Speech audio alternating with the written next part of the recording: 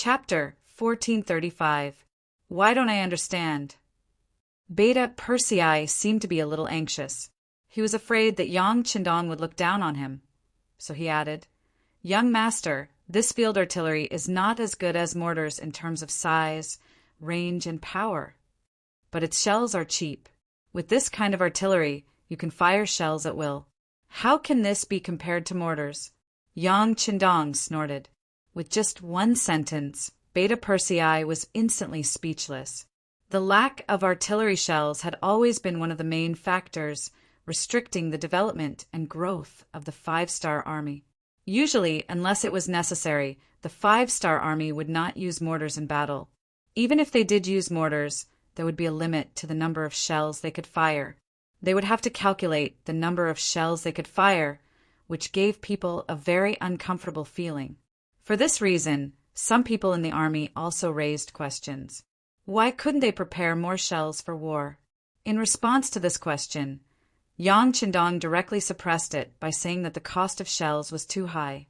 Fortunately, researchers would not have any connection with the army. This was also one of Yang Qindong's strategies to govern the place. The army was only responsible for war, the civil servants were only responsible for governing the place, and the scientific researchers were only responsible for development and research. The parties could not have any horizontal connection, which made the other departments very mysterious in the eyes of the people in the department. So this answer blocked a lot of people's mouths. Now, with the appearance of the field artillery, Yang Qindong did not have to find so many excuses to explain the origin of the artillery in the future. And when he said that they could use shells at will, Beta Persei immediately became very excited. "Young master, can we really fire at will?" Not at will, but the number of shells is always higher than mortars. Oh, by the way, the officials in South City just reported that the greenhouse there is ready for harvest. You can take some people to take a look. Yang Qindong was afraid that young heir would raise the idea of casually firing cannonballs, so he would try firing 2 cannonballs first. Yang Qindong sent him away with one sentence. After Beta Persei left, Yang Qindong also had some peace. Then he looked at Qiu Vi, the captain of the Black Cavalry, and said, "Send a message to Cheng City and let them transport more shells. After spring, we will let the enemy know that in the face of our 5-star army, they don't even have the qualifications to fight back." The weather was getting colder and colder, and Eastern Europe was covered in snow. In the past, this time was the most difficult time for the people. Many people would even freeze or starve to death because of the cold weather and lack of food. But with the arrival of the 5-star army, everything changed.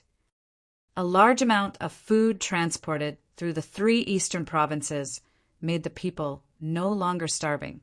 Although it was not enough to completely fill their stomachs with 3 meals a day, it was not a problem to have 2 meals a day. In particular, the harvest of the greenhouse allowed more green vegetables to appear in the city. This was something that no one dared to dream about. Now it had actually been realized. Many people knelt on the ground and sighed at the superb magic of King Wunan of Damyang. At the same time, they were even more determined to follow him. Many people were already prepared to work hard after spring to earn more Chinese coins. In this way, they could buy more food in the coming winter and say goodbye to the days of hunger and cold. A large number of potatoes, sweet potatoes, corn, and other seeds were sent to the warehouse. With these high-yielding seeds, Yang Qindong believed that next year would be a bumper harvest. From then on, the people here would not only say goodbye to the life of not having enough to eat, but also become a new food base in the future. It would become a bridgehead from here to the European mainland, and become another existence like the first city. This winter quietly passed by under the expectations of the people. In the 3rd month of the year 1493, the weather began to warm up. After the snow began to melt, the 4 cities with the smell of Yangtze shone with a new youth. Countless people walked out of their homes and went out of the city to build roads.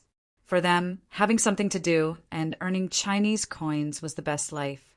In the 3rd month, the snow on the roads began to melt. The soldiers were also in high spirits and prepared to go to war. Among them, the tens of thousands of new soldiers were the most excited. This winter, they were able to bask in the glory of being part of the 5-star army. They were able to wear thick and warm military coats. Some of the officers who had performed well were even given black down jackets. When they wore these clothes, they were no longer afraid in the cold weather. For a period of time, the matter of a down jacket being exchanged for a wife was happening among the people. Unexpectedly, there was a great tendency that the supply could not meet the demand. This was something that Yang Qindong did not expect. However, in this era of poverty, where human life was the most worthless, it really happened. Yang Qindong did not know whether to laugh or cry when he heard this. However, this also showed that Yang Xie's items were very popular. The story of a down jacket being exchanged for a wife spread in the army. This made many new soldiers who could not find a wife excited. They also longed for an opportunity to get a down jacket. Under the stimulation of material goods, the morale of the army was very high. Yang Qindong knew that it was time to take the initiative. With 30,000 veterans of the new Second Army as the main force, 60,000 new soldiers of the White Russian Division as the support, and the 3 main regiments of the 2nd Division of the 2nd Cold Front Army, an artillery battalion, and an Air Force division, a total of 120,000 people left Kazan City in the middle of March and went straight to the nearest city, Samara. Yes, the Air Force also came. Major General Tianyu, the commander of the Air Force, came to Eastern Europe with Sun Lixing, the commander of the 1st Division, to report to Yang Qindong.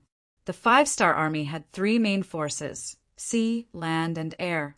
However, in reality, the Air Force was often ignored. They had the least number of people, and the hot air balloons under their control also needed the cooperation of the weather. This made them unable to display their original strength on the battlefield, so they could not be counted on in many wars. Seeing the army eating meat and expanding the territory, the Navy also began to move and began to rampage on the sea, attacking cities and seizing land. The Supreme Commander of the Air Force, Major General Tianyu, finally could not hold back.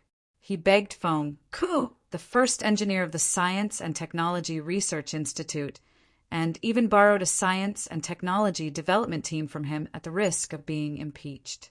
Under the efforts of this team, not only was the direction problem of the hot air balloon solved, but they also created a hydrogen balloon that flew higher than the original one.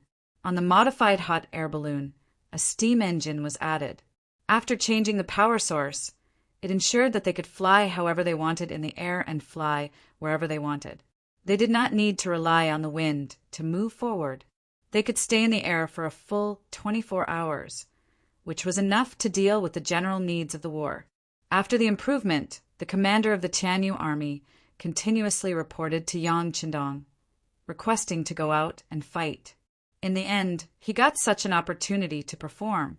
At that moment, he traveled tens of thousands of li, first arriving at the 3 eastern provinces on a ship from Crimson City, then to the Far East region, and then to Siberia. Even during the New Year, he spent it on the road.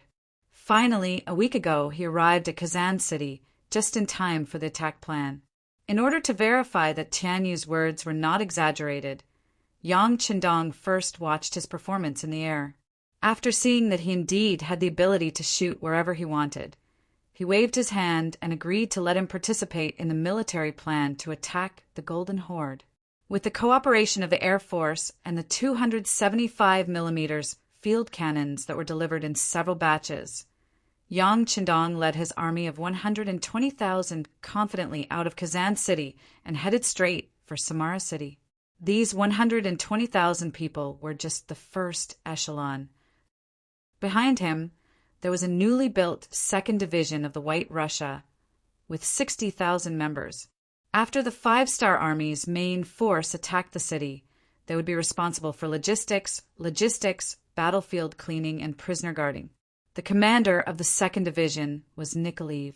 From the first generation's temporary commander to the commander of the 2nd Division, Nikolaev was noble and took the initiative to let Huri be the commander of the 1st Division. In his words, Huri was once a great Khan and knew how to manage an army better than he did. Nikolev's modesty in Yang Chindong's eyes made him very satisfied. From his observation these days, this person's learning ability was very strong, and most importantly, he was very loyal. He never thought of himself as a White Russian. On the contrary, he applied to become a Han citizen several times. He even said in front of everyone that a person's origin could not be changed, and all he could do was to become a qualified Han citizen through his own efforts. Such a loyal person, and also a talent. Yang Chindong, of course, had no reason to let him go. With a wave of the pen, he agreed to his request to become a Han citizen, and gave him the position of commander of the 2nd Division. He also left a battalion of the new 2nd Army to be responsible for his safety. In the end, it was also to monitor him. Yang Chindong would never easily trust a person of another race. Even if he trusted that the other party would not do anything to betray him, he still had to take the necessary measures. After temporarily handing over the matters of the rear to Nikolev, Yang Chindong led the 120,000 troops out of the city and headed south. As soon as he moved, the scouts of the Golden Horde, who had been watching his movements, immediately reacted and reported the matter to the Great Khan. In the Golden Horde, Muhammad summoned the generals to discuss how to deal with the 5-star army.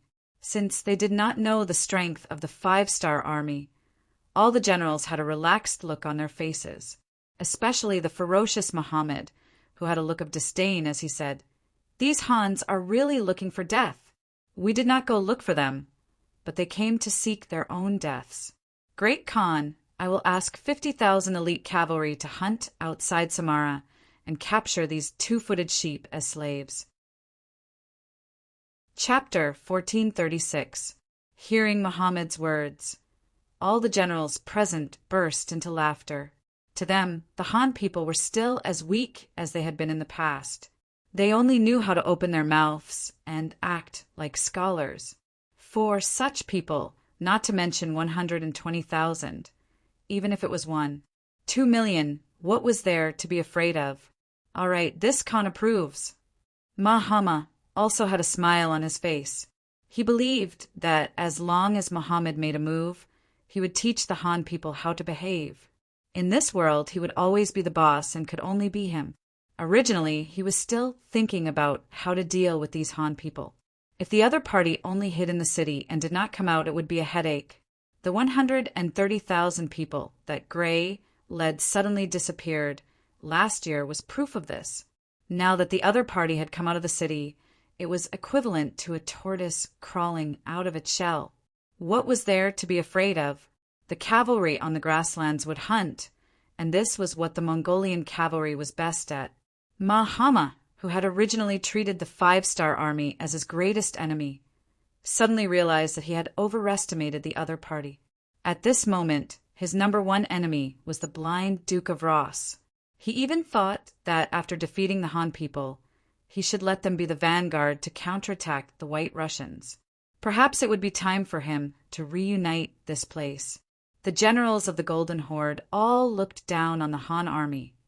But to Yushan, who was guarding Samara, he did not have the slightest intention of looking down on them, especially when he saw the 120,000 Han soldiers coming from outside the city.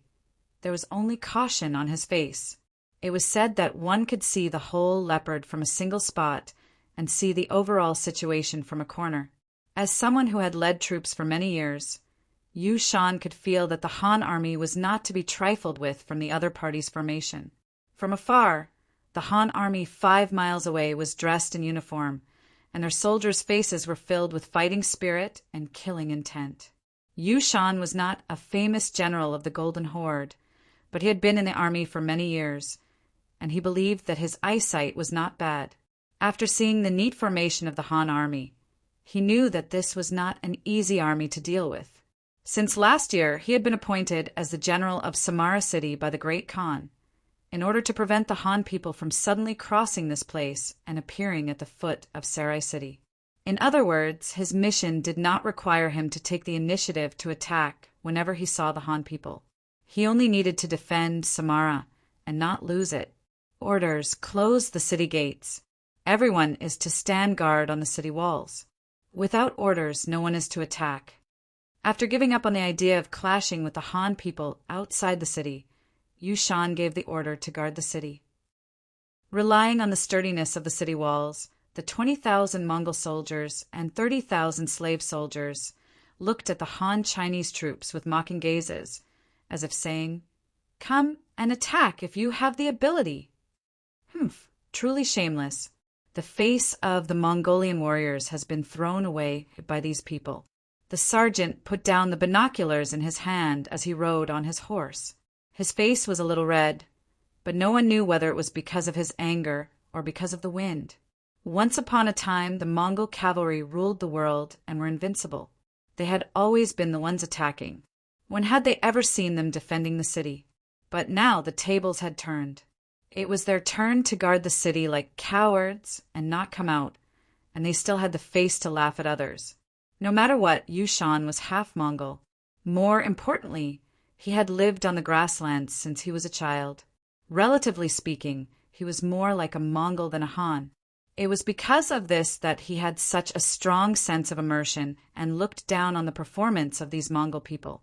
Beta Persei, who was also riding a horse, saw Yu Shan's angry snort. He chuckled. It was rare to see Yu Shan, who was wise and did not show his emotions, so angry. He felt that it was a little funny, but he was more excited about the upcoming siege. He thought that it was time for the field artillery to show its power. He heard that in this winter, a lot of artillery shells had been shipped. If they could fire enough, he would not be able to resist. After laughing, he looked at Yang Qindong with a pleading gaze. "Young master, the artillery, go." Yang Qindong seemed to have known that Beta Persei would make a request. Unlike the other generals, this man had always been busy following him around. Sometimes it was inevitable that he would lose some freedom. This time, he would give the command of the artillery to him. It could be considered a form of compensation. "Understood," Beta Persei responded loudly as if he had become a different person. Then he turned his horse and left. The last time he asked Yang Qindong, he had a chance to fight Gray one-on-one. Now he asked him again, and he got the chance to command the artillery. He felt that the young master was really good to him. Of course, he would not go overboard. He still had a sense of propriety. He knew when to speak, what kind of things he could participate in, and what kind of things he could not touch. Speaking of Gray, he was riding a horse not far behind Yang Qindong. After he was defeated by Beta Persei fair and square, he joined the 5-star army as a captive. Because they were going to deal with the Golden Horde this time, they needed someone who understood the other party very well. Therefore, Yang Qindong ordered him to follow the main army. Now that he saw that the city gates of Samara were tightly shut, as if they were facing a great enemy, he waved his hand behind him and said to Gray, "You must have seen the power of our cannons. What do you think will happen if the cannons hit the city walls? The city gate will definitely be broken. The Mongolian soldiers are no match for them." Gray, who had seen the power of the field artillery, said without hesitation. He wasn't trying to flatter anyone, but he had seen the field artillery test firing and had seen the terrifying destructive power. Thinking about that scene now made his legs go weak. In the past, when they fought with the Russians, they had suffered losses from the enemy's artillery. Now, the field artillery of the 5-star army was many times more powerful than that of the Russian army. It would be strange if the Mongolian soldiers could win. Yang Qindong nodded. "Since you know what will happen, are you willing to persuade them to surrender so that your brothers will suffer less and die less?" "I am willing." Gray nodded heavily. To him, persuading them to surrender was not something shameful. On the contrary, he was living for them. It could be imagined that when 200 cannons fired at the same time, it would not take long for the city walls of Samara to collapse. At that time, everyone would probably die. This kind of death was different from cavalry warriors dying on the battlefield. They would lose their lives in vain. Gray wanted to save as many people as possible, so he was willing to persuade them to surrender. After receiving the order, Gray held a scepter in his right hand, which was the token of an emissary. He rode his horse and rushed toward Samara. Only when he was 80 meters away did he stop. In the next moment, a loud shout rang out. "I am Gray, the ambassador of the 5-star army. May I know which general is in charge of defending the city?" "It's Gray. He's not dead?" There were many of Gray's former colleagues on the city wall. They quickly recognized the person below the city wall. At that moment, the general guarding the city, Yu Shan, was standing on the city wall. When he saw Gray's arrival, he was surprised at first. Then he said angrily, "He has indeed surrendered to the Han army. He is a disgrace to us Mongolian warriors. Which general is in charge of guarding the city? Please step forward and speak." Gray could not hear what the people on the city wall were talking about, but he still shouted loudly. "It's me, the cowardly Gray. Do you still recognize me?"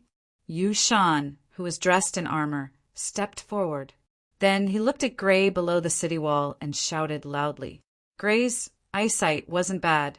Despite being 80 meters away, he was still able to recognize the identity of this person.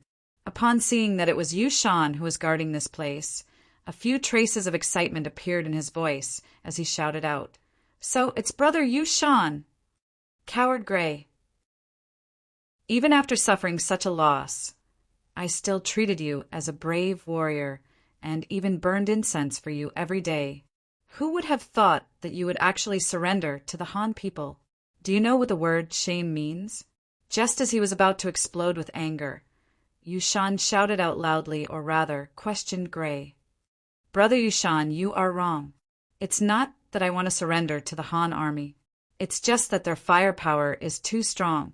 We are no match for them. Brother Yu Shan, I advise you to open the city gate and surrender to the 5-star army. You are no match for them. Furthermore, the Great Khan has arranged for you to be here. It's obvious that he wants you to be a shield. We can't be rash and lose the lives of our brothers." Gray's relationship with Yu Shan was very good. Otherwise, Yu Shan would not have burned incense for him every day. Because of this, he felt that it was even more important to persuade Yu Shan to open the city gate and surrender. Only then would he be able to survive. He had not seen the power of the 5-star army and still treated Yang Qindong's army as the cowardly, two-legged sheep army of the Han army. How could Yu Shan surrender without a fight? He knew that the Great Khan had arranged for him to be in Samara City and that he was being used. However, as a Mongolian warrior, he should not be afraid of sacrifice or death. Furthermore, wasn't this using him to prove that he was still useful? This was a good job that some warriors were envious of but could not obtain. Yu Shan, who had made up his mind to defend Samara City to the death and give the Han army a taste of their own medicine, would not give up on defending the city just because of a few words from Gray. Yu Shan gave a cold snort as he received a powerful crossbow from one of his bodyguards. Pulling the bowstring, he released an arrow, sending an arrow flying 10 steps in front of Gray. Gray's eyes widened as he looked at Yu Shan. Gray's eyes widened in shock. "Gray, you coward. From now on, we have nothing to do with each other. If you continue to stir up the morale of the troops here, the next arrow will be shot into your chest." Scram! Yu Shan was furious as he shouted out emotionlessly. It was impossible for the furious Yu Shan to listen to any words or advice. Therefore, Gray knew that he wouldn't be able to complete his mission. He was also clear about Yu Shan's temper. If he didn't leave, the other party would really do as he said, and could really kill him with a single arrow. After shaking his head and sighing helplessly, Gray turned his horse back. However, even so, he did not forget to turn around and shout at the city wall. "Brothers, remember my words. If you can't hold on, come out with the white flag. At that time, I will be able to save your lives." Chapter 1437. After saying those words, Gray did not hesitate any longer. He turned around and walked toward the 5-star army camp behind him. He had said what he needed to say. Now, it was time to show his true strength. Gray returned without achieving anything. Yang Qindong saw this scene. He also knew that some enemies were stubborn. If he did not show them some power, they would not listen to him. Pass down the order. Aim the cannons and fire with all your might. Ba Daojiang took Beta Persei's place and shouted loudly, "The king has given the order. Prepare the cannons and fire." After the military order was given, Beta Persei, who was already standing with the artillery battalion, laughed heartily when he heard it. Just now, he was really worried that Gray would succeed in persuading them to surrender. If that was the case, wouldn't he be useless? Now, it was finally time to show off. He immediately said to Lin Luan, the commander of the artillery battalion of the 2nd Cold Front Division, "Battalion Commander Lin, the next step will depend on our performance. In a while, you and I will each take a cannon. Let's see who can shoot more accurately, okay?" "Okay, but I've won." "Second brother, please don't give me a hard time." Lin Luan also laughed happily. In terms of other things, he might not be a match for Beta Persei, the favorite of the 6th young master, but in terms of accuracy, he was not afraid of anyone. "It's all true. Second brother, I am not a person who can afford to lose. It's just that we haven't started yet. Who knows who will win or lose?" Ha ha ha. Beta Persei also laughed heroically. Then he walked in front of a cannon and took the initiative to take on the role of the cannoneer. Everything was ready. Beta Persei put a burst shell into the field cannon. With a loud bang, the bombardment of Samara City officially began. The sound of the cannons rumbled like thunder from the heavens. The loud explosions shook one's soul.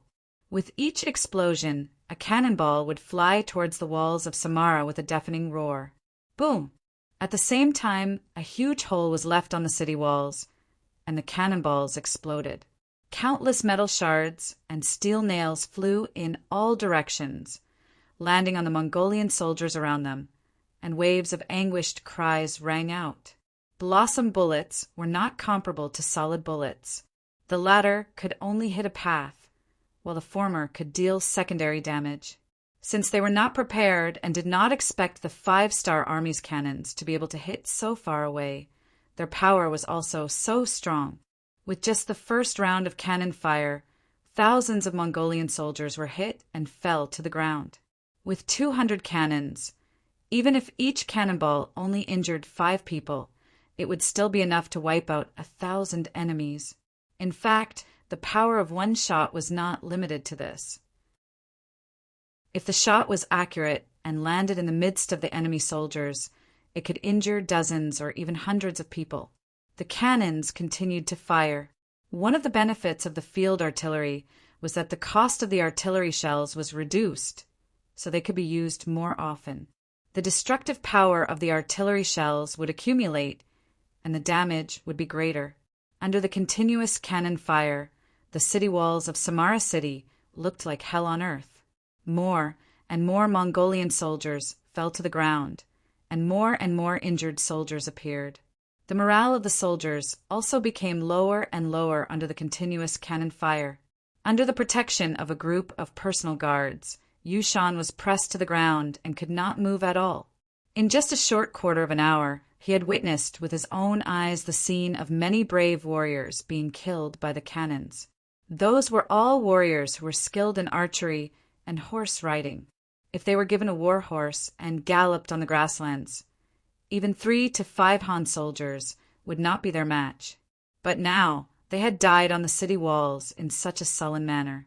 This made him feel very uncomfortable. He could not continue to wait like this. He had to take the initiative to attack. Even if he lost the city, it was better than dying in such a cowardly manner. There was a voice shouting in his heart. Yushan didn't know where he got the strength from, but he suddenly pushed off the bodyguards who were on top of him. He shouted loudly, "Warriors, follow this general downstairs. We will ride our war horses and charge out. Even if we die, we will die on the charge." That's right, we must let the Han know our strength. Some of the Mongolian soldiers who could not stand waiting passively to die also shouted out. After the news spread, more and more Mongolian warriors ran down the city walls and found their war horses. They were prepared to charge out and fight. "Stop! In the Five-Star Army's central tent, Yang Qindong put down the binoculars in his hands and raised his right hand. At that moment, the battlefield, which was still filled with the sound of cannons, quickly regained its calmness. The sudden silence made some people feel uncomfortable. Just when everyone did not know what had happened, the tightly shut gates of Samara City suddenly opened from the inside. Following that, a large number of Mongolian cavalry surged out. They did not even wait to get into formation and charged towards the Five-Star Army's main camp. Yang Qindong had noticed that there were no longer any Mongolian soldiers on the city walls, which was why he had stopped the cannon fire. Now, it seemed like he had saved a lot of cannons. However, since the Mongolian soldiers wanted to use cavalry to charge at him, they would have to pay the price for underestimating him. Sixth Young Master, New Second Army requests for battle. My King, White Russia requests for battle. Shibi and Ahuli cupped their fists and walked out. After sweeping his gaze across the two of them, Yang Qindong's gaze landed on the former commander of Lung Feng's 2nd Division, Xiao Feng. I'll leave this battle to Lung Feng. Do not disappoint. Yes, 6th Young Master, don't worry. Xiao Feng chuckled and looked at Shibi and Ahuli with a provocative gaze. He then rode his horse forward and arrived in front of Lung Feng's 2 divisions, who had already gotten into formation and were ready to attack. 6th Young Master has given the order. It's time for us to perform. Remember, hit hard. This is a live target practice. We have to record the results later. There were no words of encouragement. Just the words of recording the results made all the soldiers of Lung Feng's expression turn serious. Lung Feng's treatment was the best in the entire Five-Star Army, and they were respected. But at the same time, due to the limited number of spots, if he wanted to secure this position and not be coveted by others, he would need to perform better. The battlefield test was one of the most important criteria. If they performed well, it would not be hard for them to be promoted to officer. If they did not perform well, there were cases of officers being demoted to soldier. It was time to get serious. All the soldiers checked their equipment seriously. Once they did all that, the Mongolian cavaliers across them were only 1 mile away from them. At this moment, Yu Shan, who was leading the charge, had a smile on his face. Originally, he was already prepared to die. He was also prepared to be bombarded the moment he left the city. If that happened, the formation of his cavalry would be messed up. After all, war horses were extremely afraid of the sound of cannons. He thought that under the sound of the cannons, there would be less than 20% of the soldiers who could charge to the front. However, no one dared to stop them. Could it be that the Han army is afraid? If he knew that this would happen, he would not have needed to defend the city. He would have just led his troops to charge out. That way, the thousands of brothers who had died on the city walls would be a huge fighting force. He sighed and thought that he had overestimated the Han army. At this moment, he only wanted to charge into the Han camp and start a crazy massacre. For this, he continued to spur the war horse under him. Its speed became faster and faster, and they were getting closer and closer to the sandbag formation of the Lung Feng 2 Division. 300 steps, fire. Standing beside the group of warriors, Xiao Feng held a Type 95 handgun and shouted loudly. He took the lead to aim the gun at the Mongolian cavalry general Yu Shan, who was charging over. As the saying goes, soldier against soldier, general against general. This time, Xiao Feng's target was Yu Shan. Following the sound of the gunshot, the bullet shot out rapidly, heading straight for Yu Shan, who was brandishing his saber. Completely unaware of the approaching danger, Yu Shan, who was still brandishing his large blade, felt his body sink. It was as if something had drilled into his body, following which, all the strength in his body started to drain away. Relying on inertia, he continued to charge forward for another 10 meters. Finally, all the strength in his body was used up. His hands no longer had the strength to hold onto the reins of the horse. His body swayed and fell off the horse. A shot to the heart. Yu Shan's death could be considered a quick one. Just like how the Han people faced the invasion of other races, the Mongols had General Gray, who knew the situation and was afraid of death. There was also General Yu Shan, who would rather die than submit. This was human nature. It was because everyone's human nature was different that it created such a colorful society. Along with Yu Shan, there were also hundreds and thousands of Mongol cavalry soldiers. They were all hit by the high-speed bullets while they were moving, causing them to fall off their horses one by one. This scene was just the beginning. As more and more Mongol cavalry soldiers charged forward, more and more people died in the path of the charge. They became ghosts under the spears and went to meet the longevity god that they believed in. Gunshots continued to ring out. No one knew how many waves of bullets were fired. When the battlefield was filled with ownerless war horses, the Mongol cavalry finally felt fear. There was a limit to a person's courage. When the scene of death appeared in front of them, they might be able to hold on for a while. However, they definitely could not say that they were not afraid. When they saw countless of their comrades mysteriously dying on their horses, and not a single one of them being able to charge within 50 meters of the Han army, a feeling of being unable to see any hope filled their entire bodies. At this moment, the fear that was forcefully suppressed continued to surge forth. In the end, it became a sign of collapse. The generals have all died in battle. We can't charge forward. Let's retreat. No one knew who was the first to shout out those words. Following which, the group of Mongol cavalry instinctively urged their horses to turn around. However, it was at this moment that the cannon fire that had stopped started once again. However, this time the cannon fire was not aimed at the city walls. Instead, it was aimed at their escape route. Chapter 1438. Since they had already escaped, how could the 5-star army allow them to escape back into the city? Cavalry charge.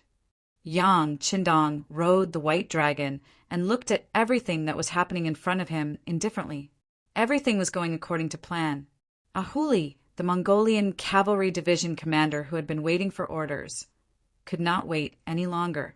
Then he shouted, "All cavalry, listen to my order! Charge!"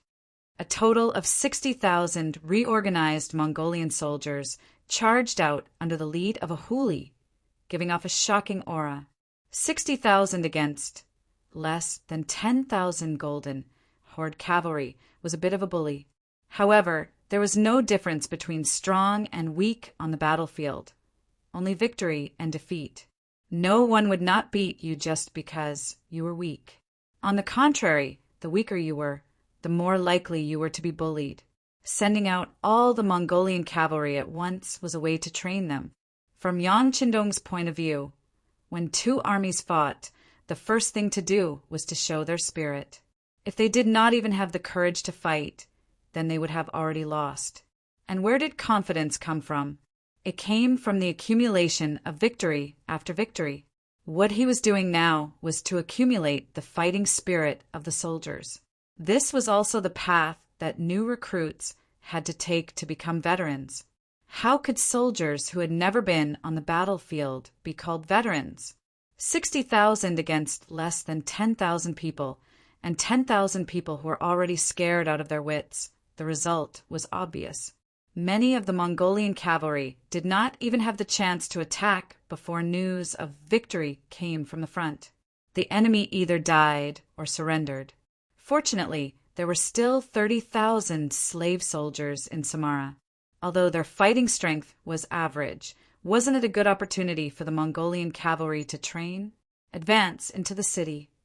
Seeing that the situation was settled, Yang Qindong shouted and led the army toward Samara, which was 5 miles away.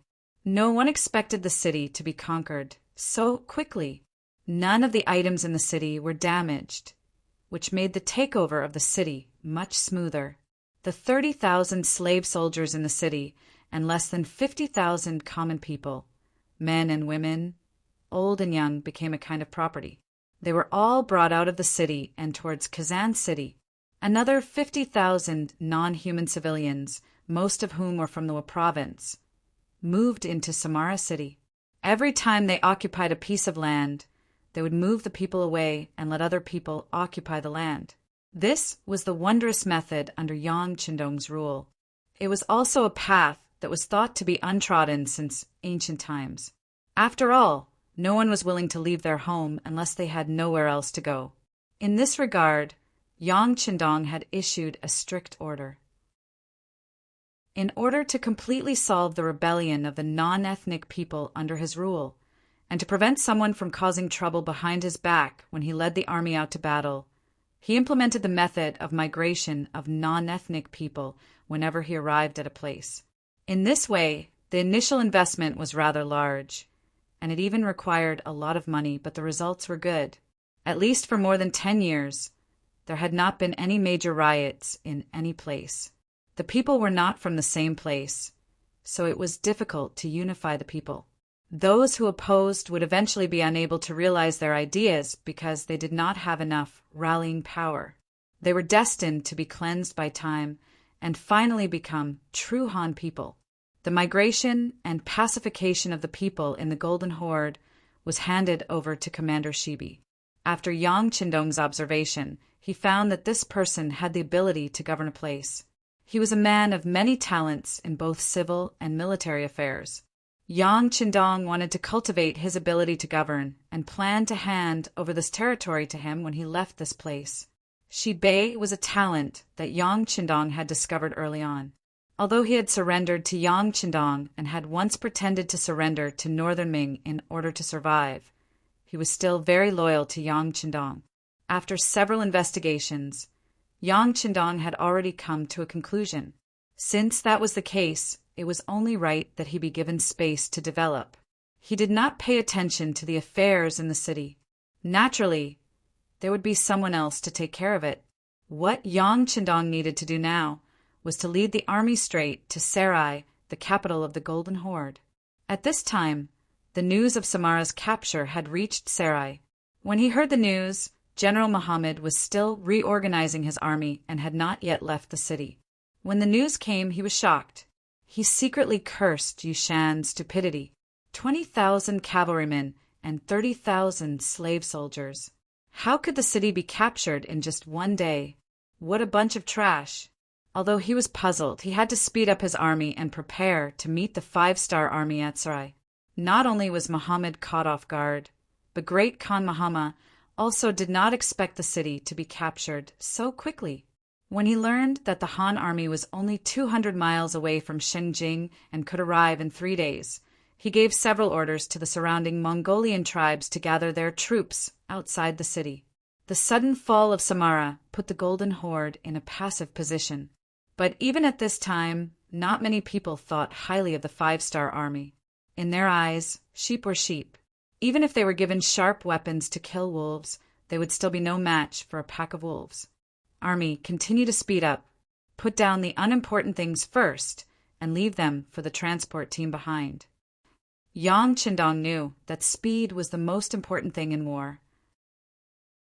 Using speed to defeat slowness was his forward strategy for this military operation. The Golden Horde had ruled here for more than 200 years. There were countless surrounding tribes that had submitted to them. If they were all gathered together, their military strength could reach a terrifying 1 million. At that time, even if Yang Qindong had the field artillery, it would take a long time to conquer these people. The price he would have to pay would be unknown. The best way to solve this problem was to suddenly appear in front of the enemy before they fully recovered and take down Sarai. They would occupy the Holy Land in the eyes of the Mongolians and destroy their fighting spirit.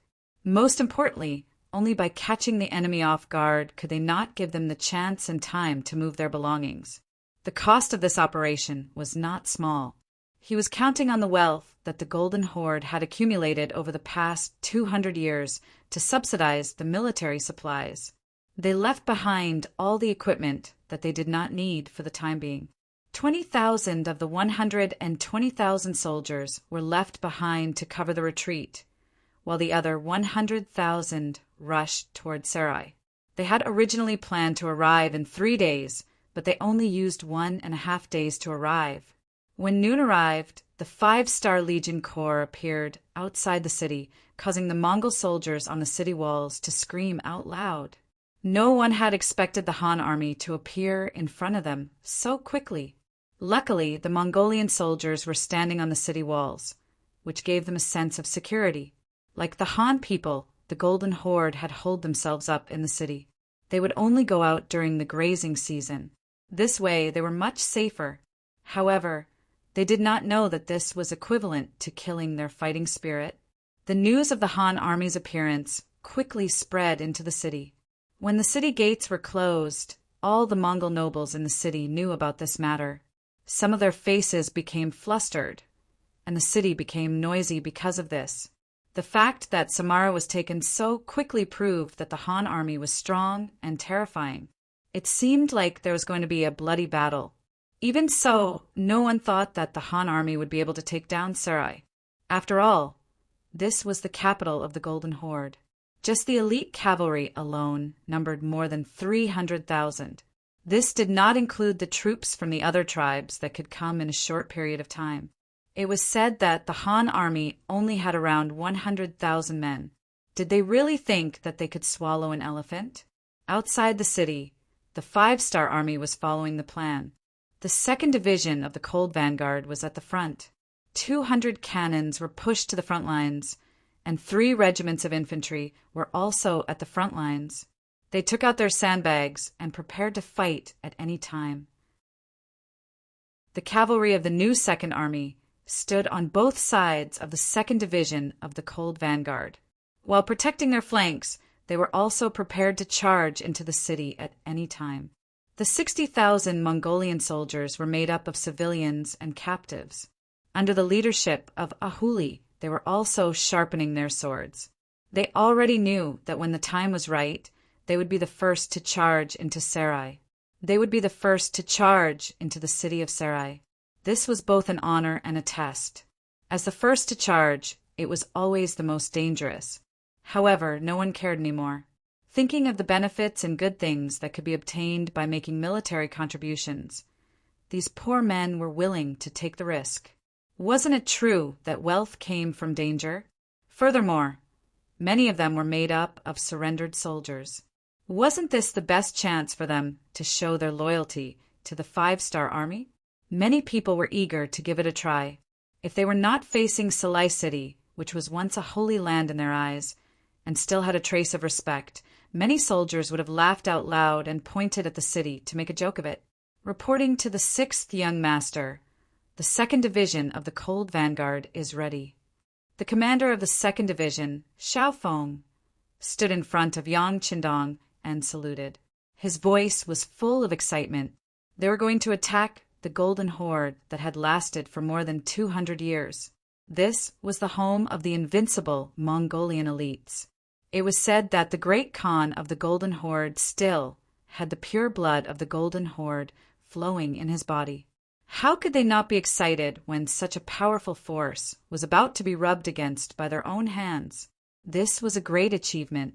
Yang Qindong looked at the excited Xiao Feng and was very satisfied. From the time they entered the camp to the time everything was set up, it only took them 20 minutes. This was enough to prove how hard they trained. It was said that 3 minutes on stage was equivalent to 10 years of hard work.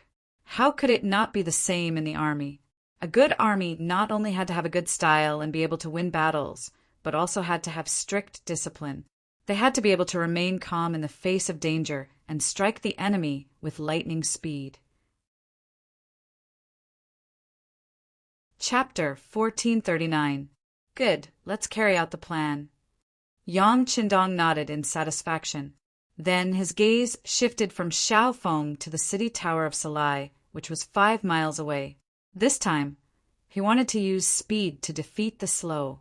While catching the other party off guard, he also wanted to destroy the other party's arrogance and not give them any time to prepare or transfer their assets. For this reason, not only were 200 field cannons pushed to the front line, he also had Beta Persei rush to the front with 8 100mm mortars.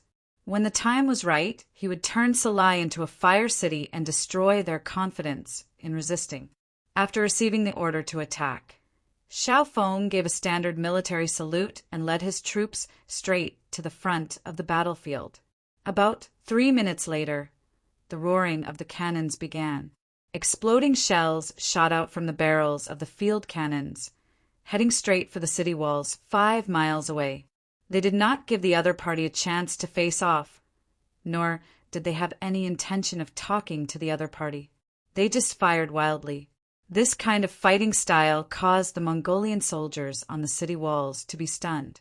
Countless cannonballs landed on the city walls and exploded, forming a rain of bullets. Many Mongolian soldiers who were not ready for battle were hit. The cries of ghosts and howls of wolves could be heard incessantly, and it was getting more and more intense. As the capital of the Golden Horde, there were dozens of cannons on the city tower of Salai. But whether it was the attack range or power, they could not be compared to the field cannons. With the accurate information provided by Gray, the 2nd Division of the Cold Front destroyed all the cannons in the first wave, not giving the other party any chance to fire back. The sound of cannons continued. In a short while, thousands of Mongolian soldiers on the city tower were either dead or injured, turning this place into a hell on earth. Go up the city tower and fire back with arrows. General Amba, who was in charge of the security of the city gate, shouted loudly. He led a group of soldiers to personally supervise the battlefield and chase the Mongolian soldiers who had come down from the tower out of fear back into the city. Although at such a distance the so-called bow and arrow attack was useless, but there had to be someone guarding the gate tower. Otherwise, if they gave the Han people an opportunity, who knew if they would rush up the gate tower? If that happened, they would have the higher ground and there would be no way to continue fighting. As the general guarding the gate, he would also be punished by the Great Khan. After a round of slaughter, they finally managed to stop the soldiers from escaping. Due to the sharpness of the blades, the Mongolian soldiers had no choice but to run back up with bitter expressions. General Amba breathed a sigh of relief as he finally managed to control the tide of defeat. At this moment, he heard the sound of horse hooves stomping on the ground. He looked in the direction of the sound and saw Muhammad, who looked majestic in his armor, rushing over with his cavalry. It was quite a coincidence. He was in the barracks preparing to bring 50,000 cavalry over to Samara. Who would have thought that the 5-star army would arrive? He was overjoyed, thinking that he could not help but go on a long journey. He could have a good battle with the Han army right at his doorstep. Be it in terms of supplies or soldiers, he would be able to enjoy the benefits of being close to the water. Just as Muhammad was thinking that this was a good thing and was preparing to perform well, the sound of cannons had already sounded out. The siege had actually begun. He was shocked at the speed of the Han army's attack. They had just arrived at the city walls and had already started attacking. If it was the Mongolian cavalry, they probably would not even have time to get into formation. It was because of this that Muhammad judged based on his experience that the other party must have attacked in a hurry. This was also a good chance for him to counterattack. Taking advantage of the time when the other party had not stabilized, a counterattack would definitely result in twice the result with half the effort and increase their chances of victory. The opportunity was fleeting. Without waiting for the 50,000 cavalrymen to gather, Muhammad led the 30,000 cavalrymen straight to the north gate. In truth, the 5-star army had not fully spread out. Only the well-trained cold vanguard soldiers were prepared. Even the new 2nd Army was still preparing for battle. As for the 60,000 Mongolian troops, they were in a mess. It would take at least an hour for them to fully organize their troops. Muhammad sent out a few of his personal guards to ascend the city gate tower. They saw the performance of the 5-star army outside the city and reported back. Ha ha ha! As expected, they have come from afar and are not ready. The cavalry has not fully spread out, and this is the best chance for us to attack. Come, open the city gates. The army will march out from the 4 city gates and charge out. Muhammad laughed loudly. He already had the look of a victorious general. The 30,000 cavalry behind him were all filled with excitement. thinking about how the chance to gain merit was right in front of them. All of them wanted to charge out of the city to show the Han army what they were made of. They wanted to let these arrogant Han know that in terms of horse strength, the Mongols were the best in the world. Once Muhammad gave the order, the 4 city gates were opened. The 30,000 cavalry split into 4 groups and charged out of the city. They looked like they could not wait any longer. As soon as the city gates opened, they galloped out on their horses, shouting and screaming. They looked like they were here and the Han army was ready to die. They are finally out. Behind a bunch of sandbags, 2nd Division Commander Xiao Feng's brows furrowed as he said excitedly. The speed of the Mongol cavalry's reaction exceeded his expectations. He did not expect the enemy to have such a swift reaction. They were definitely elites. Since that was the case, they had to eat them up. Orders: fire when they are 200 steps away. The commander's order was passed down through the soldiers. Very soon, the 3 regiments of cold front soldiers in the circular formation received the order. They took the opportunity to check their guns and ammunition one last time. After making sure that there were no problems, they placed their gun barrels on the sandbags, closed their left eye and opened their right eye, and got ready to shoot. Cannon fire at a 30-degree angle. Fire. Lin Luin, who had just been promoted from an artillery battalion commander to a regiment commander, noticed that there were quite a number of Mongolian cavaliers charging out of the city. He wanted to reduce the pressure on the warriors. So he spoke to a group of 20 cannoneers beside him. Once the commander gave the order, the 20 cannons immediately changed directions and shrunk their attack range. They fired fiercely at the city gates, giving the Mongolian cavalry who had just exited the city and had yet to get into formation a direct blow. Under the sound of the cannons, the war horses neighed, and the formation became even more chaotic. After all, humans could counter the might of the cannons, but war horses could not. Seeing that the army was unable to gather up due to the cannons, Muhammad gave up on the idea of a large-scale charge. Instead, he waved his hand and said, "There is no need to gather up. Split up and charge forward. We need to grab the chance." Inside the ring-shaped sandbags, Commander Xiao Feng watched as the cannons fired and landed among the Mongolian cavaliers who came out of the city, causing a certain number of casualties. His expression turned dark, and the other commanders under him also had displeasure on their faces. What is this Lin Lun doing? Does he think that the cannon regiment is not in the limelight enough? He wants to snatch this bit of credit from us? The first to voice out was the 1st Regiment Commander, Chai Ji. He could be considered an experienced person, and many times he dared to express his views and attitude. The 1st Regiment Commander was beside Xiao Feng. Usually, when there was a military operation, the 1st Regiment would be with the division headquarters. Such dissatisfaction naturally fell into Xiao Feng's ears. He also felt that it was not good to snatch credit like this. Of course, he also knew that Lin Luin was trying to reduce the pressure on them.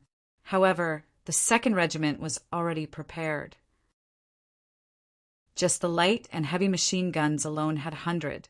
So how could they be afraid of the Mongol cavalry who were already trapped? Go, inform Colonel Lin that without my orders, there is no need for cannon support.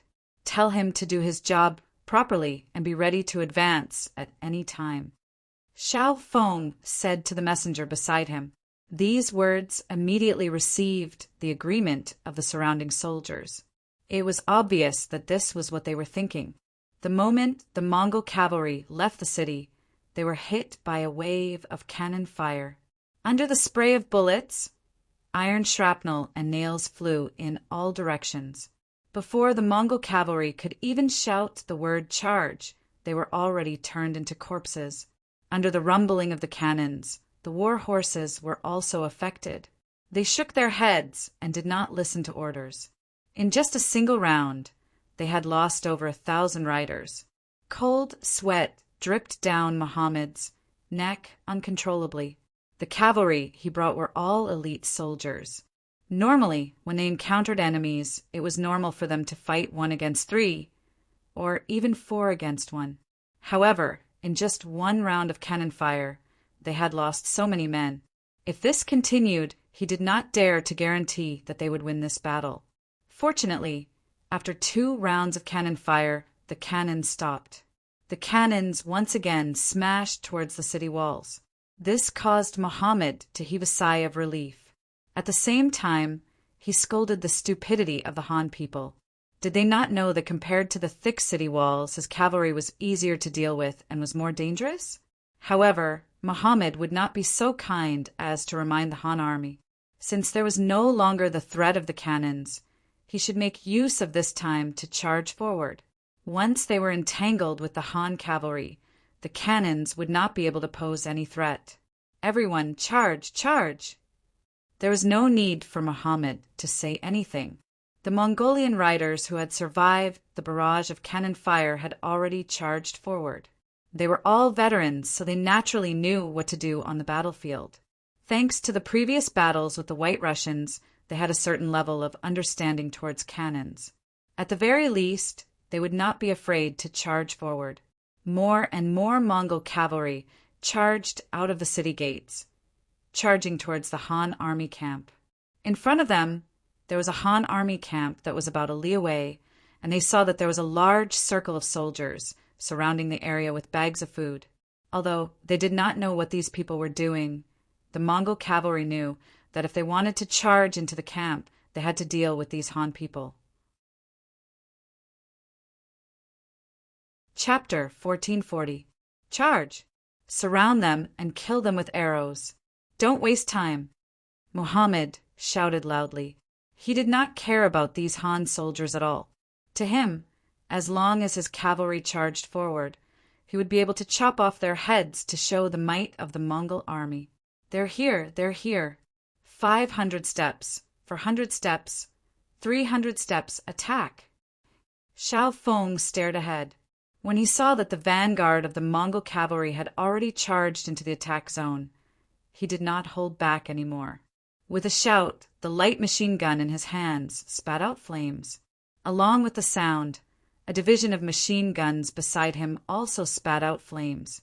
A total of 30 machine guns also spat out flames at this moment. On the battlefield, 30 machine guns opened fire at this moment, and the continuous tongues of fire shot towards the charging Mongol cavalry.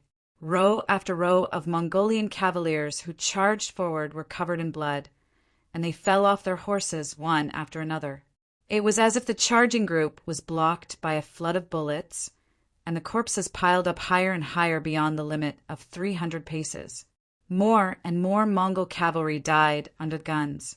In the face of such an area of effect attack, they did not have much time to think. With the inertia of the war horses, they could not stop even if they wanted to.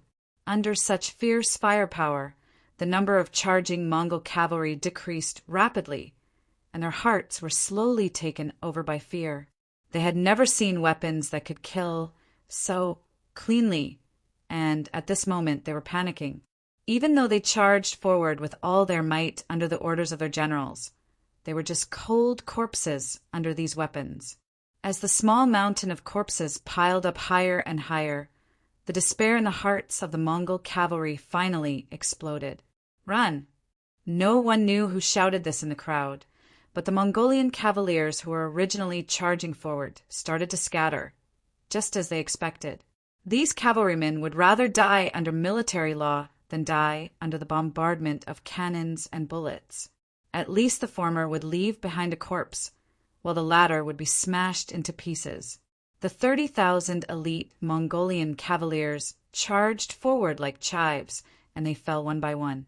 Under such an attack from all sides, be it generals or soldiers, they were all treated the same. Bullets did not have eyes, and no matter who it was, they were all killed. Muhammad, who was charging at the front, did not escape death because of his identity as a general. When several bullets penetrated his body, he struggled to raise his arm before falling off the horse with a plop. Muhammad was a great general of the Golden Horde. Even 8 to 10 people would not be able to get close to him on the battlefield. But now he was killed by a flintlock. It was also proven that his body was also made of flesh. When faced with a fatal bullet, He was no different from the others. Even Muhammad had died in battle, and the Mongolian cavalry who charged out could not see any hope of victory. At this moment, the sound of gunfire had yet to stop. Not only that, the walls of Salai City, under the continuous attack of the field artillery, finally cracked open a huge hole that was more than 30 meters long. As the walls collapsed, it created enough conditions for the cavalry to charge. Yang Qindong put down the binoculars in his hand and said in a firm voice, "Expand the results of the battle. Cavalry charge."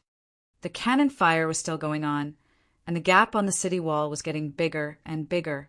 The 5-star Army cavalry saw an opportunity and received orders to attack. According to the plan, the 60,000 Mongolian soldiers would charge at the front. After all, the city wall had just been broken, and there would still be resistance within the city. It would be very dangerous. If the conditions were right, they would not let the new Second Army attack.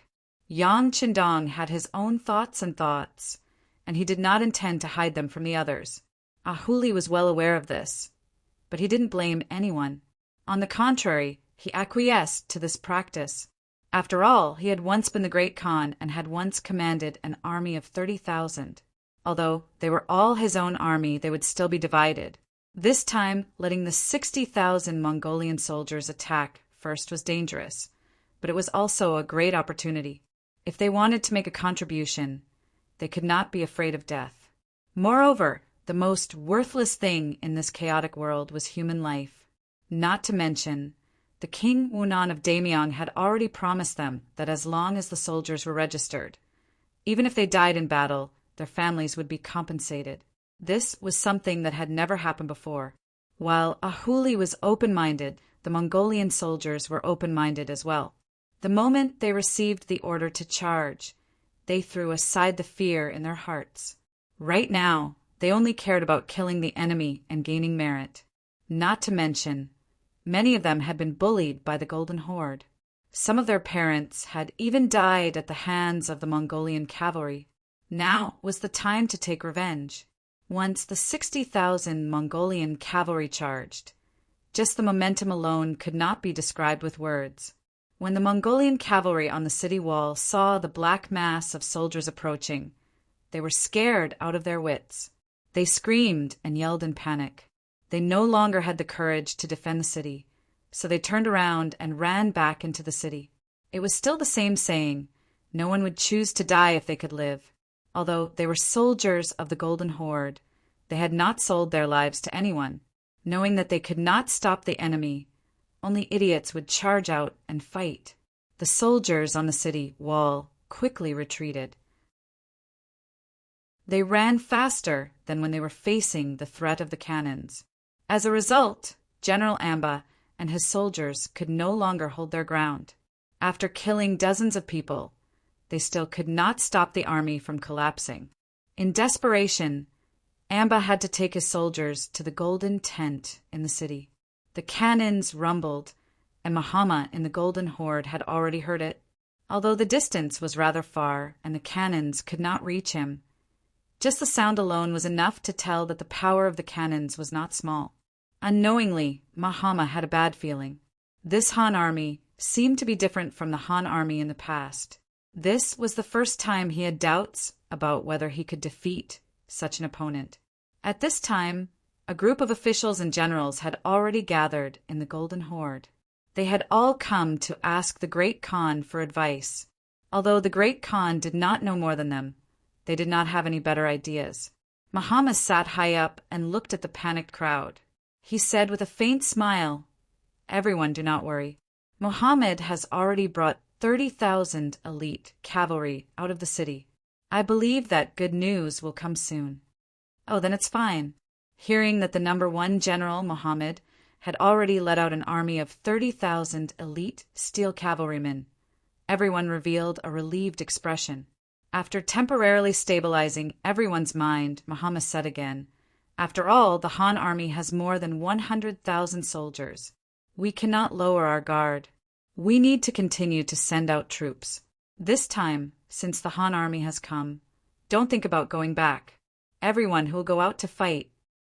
Mahama was not confident that he could destroy the Han army with just 30,000 fine iron. Therefore, he needed to send more troops to the battlefield. He needed to have enough advantage in numbers. Only in this way can he completely win this war. Especially when they were discussing, the sound of cannons did not stop. Muhammad was even more certain of the idea of sending reinforcements. Hearing that they still needed to send people out, everyone deeply agreed. The Han army was an army with cannons. Just 30,000 cavalry was not enough. But after all, they were facing cannons that killed without blinking. Once they entered the battlefield, there was a possibility of losing their lives. For a moment, everyone looked at each other. No one rashly took the initiative to stand out. What? Could it be that you want this Khan to call your names? Seeing that no one responded, Muhammad's face showed a trace of anger. His son Bora was also watching coldly from the side. He saw the corners of everyone's mouth. If there was a chance in the future, he would not spare these people. Thinking back to their ancestors, what kind of glory did they have? Wherever they went, no one could stop them, no one could match them. At that time, there was no lack of fierce generals, but only a few years had passed. Everyone was used to living a good life and began to fear death. The Han army had already arrived at their doorstep. No one dared to take the initiative to stand out. No wonder in these years, when they fought with the White Russians, their advantage was getting smaller and smaller. With such generals, it was only a matter of time before the country was destroyed. Muhammad's eyes were still coldly staring at everyone. If no one stood out, he would call their names. But at this time, there was a sudden sound of hurried footsteps. Then a guard from the golden tent entered the hall and said anxiously, "Great Khan, General Amba requests an audience." Amba? Muhammad instinctively frowned. Isn't he guarding the city wall? Why did he come down without orders? Father, there must be something important to report. Why don't we call him in first? Bora also felt that the situation was not good. But if he wanted to know what happened, he still needed to see Amba. Call him in. Muhammad nodded and ordered the guard, then straightened his body. Soon, Amba entered the hall with a tired face. When he saw Muhammad sitting high above, he immediately saluted, put his right hand on his chest, lowered his head, and said respectfully, "This General Amba greets the great Khan." Amba, why didn't you guard the city well? Why did you come here?" Muhammad was already very anxious in his heart, but in front of everyone he suppressed his anxiety and asked, "Great Khan, this general is guilty." With a plop, Amba suddenly knelt on the ground. Then, with snot and tears, he told the story of how Muhammad's 30,000 elite cavalry was almost wiped out. Amba finally finished, then lowered his head, not daring to raise it again. At this moment, the hall was so quiet that a pin drop could be heard. Everyone was shocked by these words and stood there without saying a word. Chapter 1441. No one had expected that the battle would end up like this. How long had it been? Not only had they lost the city gate, even the 30,000 elite cavalry that Muhammad had brought with him were gone. That was 30,000 elite cavalry. If it was a clash of swords and spears on the battlefield, even 100,000 ordinary Mongolian cavalry would not dare to claim victory. But now they were all gone. What was going on? Could it be that the strength of the Han army is stronger than their elite cavalry? Everyone turned pale with fright. In the end, they all looked at Khan Muhammad.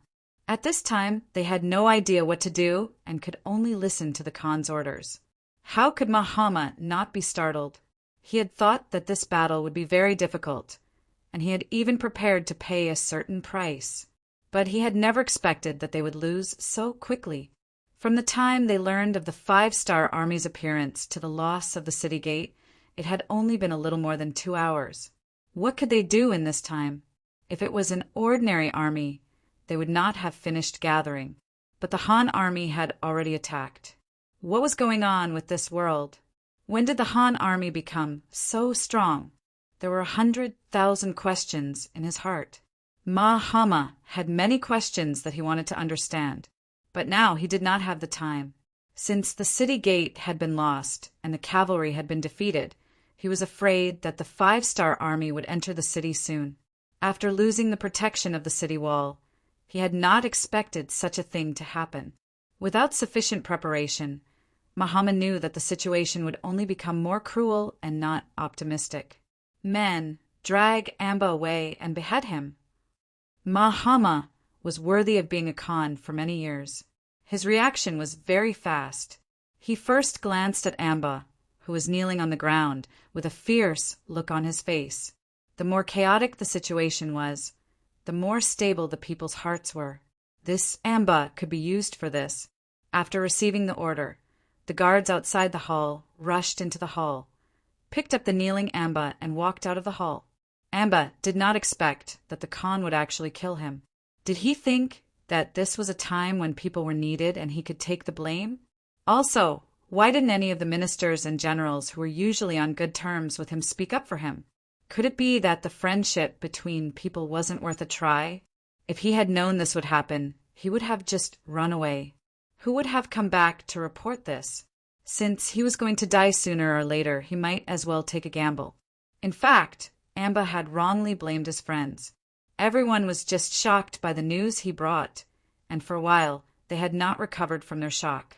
In addition, Mahama's decision was too sudden. By the time they reacted and wanted to plead for their old friend, Amba had already been dragged away and beheaded. Amba died just like that. This greatly exceeded everyone's expectations. Some people even seemed to think of themselves in the future because of this, and couldn't help but have ugly expressions. It was at this moment that Mahama took the opportunity to speak while everyone was still unsettled. The Han people only used their cannons to break through the walls. In terms of horse riding, who can be a match for us Mongols? As long as we can hold them off for a while, with our advantage in numbers and the support from the surrounding tribes, destroying the Han army is just a matter of raising our hands. In this way, where are Barry and you two? I order the two of you to lead your cavalry to meet the Han army. Even if you can't drive them out of the city, you must stop them from entering the city. We will have other reinforcements coming later. Accept the order. First, he encouraged everyone and strengthened their confidence in winning. Then Mahama called out 2 names and ordered them to lead the troops. Barry and Yutu, who were called out, paled and looked very ugly. How was this asking them to go to war? It was clearly asking them to die. Even the 30,000 elite cavalry, led by General Muhammad, was not a match for the Han army. They only had 10,000 cavalry. How could they fight against the Han army? The two wanted to refuse, but when they thought of Amba's fate and looked at Mahama, who was sitting at the head of the table with a murderous look on his face, they finally did not say anything. They could only stand up and say reluctantly, "Great Khan, we are willing to go, but we hope that the reinforcements will arrive in time." Generals, don't worry. Salai City is the capital of the Golden Horde. No one wants to defend this place more than me. Rest assured, Prince Bora will lead reinforcements to assist you in a short while, Mahama said in a solemn manner with an expectant look on his face. Yes, hearing the great Khan's promise and thinking of the importance of Salai City, the 2 generals nodded and left the hall to prepare the troops. Everyone quickly left. They also had to organize the troops in the city and prepare to fight against the Han army at any time. Prince Bola also received his father's orders and began to mobilize all the troops in the city. He also distributed food and was ready to enter the battlefield at any time. Everything was planned well. Mahama was also prepared to fight to the death with the Han army. Over the years, Salai City had been under his management, and the land it occupied was large enough to accommodate 1 million civilians and soldiers. With such a large city, with such a large population, it was enough to tire the 100,000-strong Han army out of breath. Once the time was right, it would be the time for them to counterattack. When it came to plans, there were always changes. The 2 of them seemed to always appear at the same time. Just as the Mongolian army in the city started to mobilize and prepare for battle, the sound of cannons exploding rang out from the sky, landing directly in the inner city. Many of the nobles and officials in the inner city were destroyed by the cannons, and many of them died. Beta Persei finally could not help but take action. He brought 8 100mm mortars that could fire up to 13 li and launched an attack. Yang Qindong was good at reading people's minds. He knew when and what to do to maximize the benefits. With 120,000 people, it was not easy to take down Salai City. Even with the powerful cannons in his hands, it was not easy. It must be known that in the Golden Horde, every citizen could be a soldier.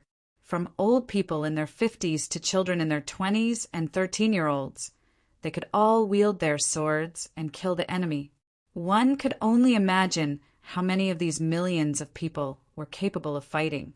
If they only relied on pushing forward step by step, once the enemy reacted, even if they could defeat them, they would have to pay a heavy price. This was not what Yang Qindong wanted. He wanted to use a swift and decisive method to defeat the enemy and obtain the greatest benefits. As such, the firepower of the cannons had to be maximized. As such, Beta Persei took action.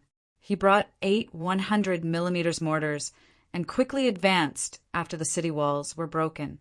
Following the map that Gray had provided, after finding a safe and powerful position, he began to fire in all directions, in order to give the enemy the feeling of a huge army and cannons everywhere. The 8 cannons fired in 8 different directions. When the cannons were fired, it gave people a feeling of explosions everywhere. This caused the Mongol army, who were originally fighting, to lose their morale and confidence. Fire! Fire with all your might. Don't be stingy with the cannons. Beta Persei led 500 black cavalry soldiers to a courtyard under the city walls. 200 black cavalry soldiers were in charge of security, while the other 300 black cavalry soldiers were busy moving the cannons and firing the cannons in an orderly manner.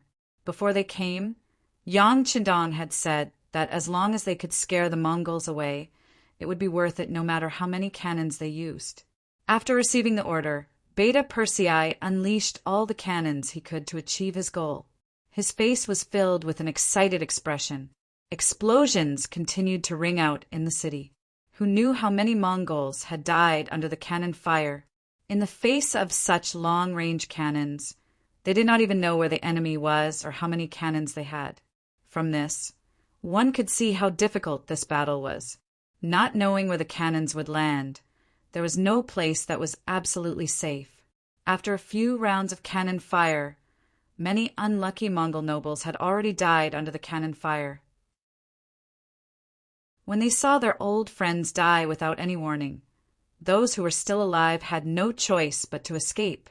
If they could not even see the enemy, how were they going to fight this battle? Since they could not fight, they could only escape. Although doing so was not very loyal, and they might be punished by the Great Khan. However, it was just death.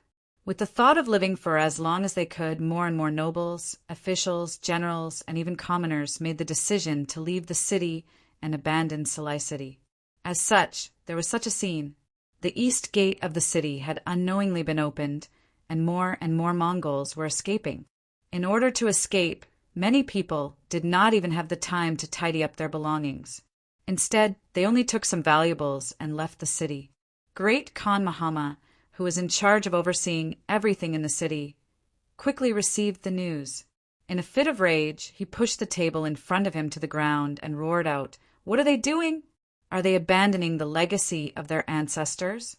Are they not afraid of this Khan punishing them?" The scout general was also trusted by Mahama. Bodo, who was in charge of overseeing the city, stood in the hall with an ugly expression, not daring to speak. "Bwidwa, pass on this Khan's order. Kill all those who try to escape without orders as a warning to others." Mahama was so angry that he shouted in fear and issued the order. Bodo, who had always carried out Mahama's orders thoroughly, had a difficult expression on his face this time. He gritted his teeth and seemed to have made up his mind as he said, "Great Khan, There are too many people running away. We can't kill them all. If we really do that, I'm afraid it will cause a conflict, and that will only benefit the Han army. The Mongols were different from the Han. At that time, they were backward and did not know what virtue was, what filial piety was, and what it meant when the ruler ordered his subjects to die. Chapter 1442. Their hearts were full of wildness. If someone wanted to harm them, even if that person was the great Khan, they would still dare to fight back. It was precisely because of this consideration that Bodo came up with such a statement. Because if they really started a massacre at the East Gate, those nobles and generals who escaped would definitely kill them. In this way, the ones who would benefit from killing each other would be the Han army that entered the city. How could Muhammad not know this? It's just that he was really angry. He was angry at the 5-star army for not playing by the rules. He was angry at the cowardice of his subordinates, and he regretted that he was about to abandon Salai City. Yes, at this time, Muhammad also made the same decision as everyone else, and that was to escape the city. Compared to others, Muhammad cherished his life even more. He enjoyed the feeling of being above others. Clothes were stretched out for him, and food was served to him. This made him even more afraid of death. He was afraid that he would lose everything. After knowing that the city couldn't be defended, he could only choose to escape if he wanted to live. Sai, forget it. Since that's the case, how can this Khan do something that hurts his loved ones and pleases his enemies? Go, call the prince over. Muhammad said to Bodo with a compassionate look. He was obviously forced to, but he pretended to be considerate of everyone. Bodo couldn't see it, but for the sake of his own life, he still cooperated and said, "The great Khan is wise. The officials will definitely thank the great Khan for his painstaking efforts." "Okay, go call the prince over," Muhammad said with a disheartened look. The great Khan also escaped. The 20,000 iron armor army that Prince Bola had just gathered became a tool to open up a path for escape. In order to allow the great Khan to escape from the city smoothly, these cavalrymen with golden armor slaughtered their way out of the East Gate. Countless courtiers died because they stood in the way. The spies that were arranged in the city immediately reported this news to the new Second Army's commander. At this time, Beta Persei also appeared with 500 black cavalry soldiers. Along the way, they had fired countless cannonballs and killed countless people. Finally, they had turned the city into a mess. She had already heard from a spy about Muhammad. He heard that when she left the city, just the carriage that accompanied her stretched for 6 to 7 li. Even if one were to think with one's toes, one would be able to guess how much treasure had been transported away. Thinking back to what the 6th young master had said earlier, one of the main objectives of the urgent attack on Salai City was to seize the wealth and relieve the financial pressure of the army. Then how could he let the money under his nose slip away like this? When he saw Beta Persei walking over, he immediately stepped forward and voiced his thoughts. Beta Persei was overjoyed. He was just worried that he would not have the chance to properly deal with the Mongolian cavalry. Now that the excuse had come, and coincidentally the young master was not by his side, wouldn't he be able to take the initiative to attack? "Commander Shi, we can't hesitate on this matter. Otherwise, the young master will not be happy with the treasure being transported out of the city. How about this? Give me a cavalry, and I will personally chase after them." Beta Persei put on an appearance of wholeheartedly serving the public, but wanting to lead an army proved that he wanted to go to the battlefield for his own selfish reasons. She understood Beta Persei a little and chuckled. "Okay, then I'll have to trouble second brother. How about this? I'll arrange for the 1st and 3rd divisions to come over and listen to your orders." Okay, 2 divisions at once, that was more than 10,000 people. Beta Persei immediately agreed. Salai City had not been completely pacified yet, and they still needed to leave enough troops behind. This was already a great effort, and it should also be for the sake of the young master. Muhammad escaped. Under the circumstances, He had no choice but to escape for his own safety. He was heading towards New Salai City, which was southeast of Salai City. There was originally a large construction project there, and it was going to be the new Shengjing City. It was a good place to take refuge. Along with him, there were hundreds of thousands of nobles, officials, soldiers, and civilians. Among them, the number of civilians was the least. When everyone wanted to leave through the city gates, the civilians belonged to the vulnerable group. In the face of sharp swords, they had no choice but to make way for the nobles. Because of this, they missed the opportunity to escape the city. In the end, after the 5-star army guarded the 4 gates, they were trapped in the city. Beta Persei led 500 black cavalry and 2 divisions of cavalry out of the city to chase after them. She also began to concentrate his forces to guard the 4 gates, and at the same time to surround and kill some of the armed Mongolian soldiers in the city. This was the place where the Shengjing City of the Golden Horde was located. It was once a place where everyone was a soldier. Although Mahama and the others had left, they still could not be careless. She was a serious and methodical person. When a mission was handed to him, he only needed enough time to complete it. What made him happy was that under the heavy siege, many Mongolian generals came to join him. Among them, Baru and Wu Tuo were the 2 leaders. They were the ones who were left behind by Mahama to block the 5-star army. But when they saw that the artillery was everywhere, had a long range, and was powerful, how could they still fight? In addition, they heard that the Great Khan and the nobles had already left the city, and they were abandoned. The feeling of being abandoned was quite unpleasant. They did not want to die, and they did not want to die without knowing why. After a final discussion, they came to join him. They had already asked around. This Han commander could be considered half a Mongolian, so he would not make things difficult for them. Naturally, he was overjoyed that the 2 generals got along so well with each other. He immediately said that the 5-star army was in need of people. As long as the 2 generals were sincere, not only would they not make any mistakes, they would even be rewarded. As for how much they would be rewarded, it would depend on their performance. Generals, the 5-star army places more importance on ability and less on experience and background. As long as you do your best, you will be able to obtain a Han nationality in the future. You will be able to enjoy endless riches and safety. You must make good use of this opportunity. Shibi said earnestly to Barry and Wu Tuo. Yes, thank you, General Shibi, for your reminder. But what can we do next? Baru and Wu Tuo were naturally very happy. Who did not want to pursue a better life? In the past, it was only because they did not have the opportunity. Now it was time for them to perform. How about this? The 2 generals should be very familiar with the situation in the city. I will leave the law and order here to you.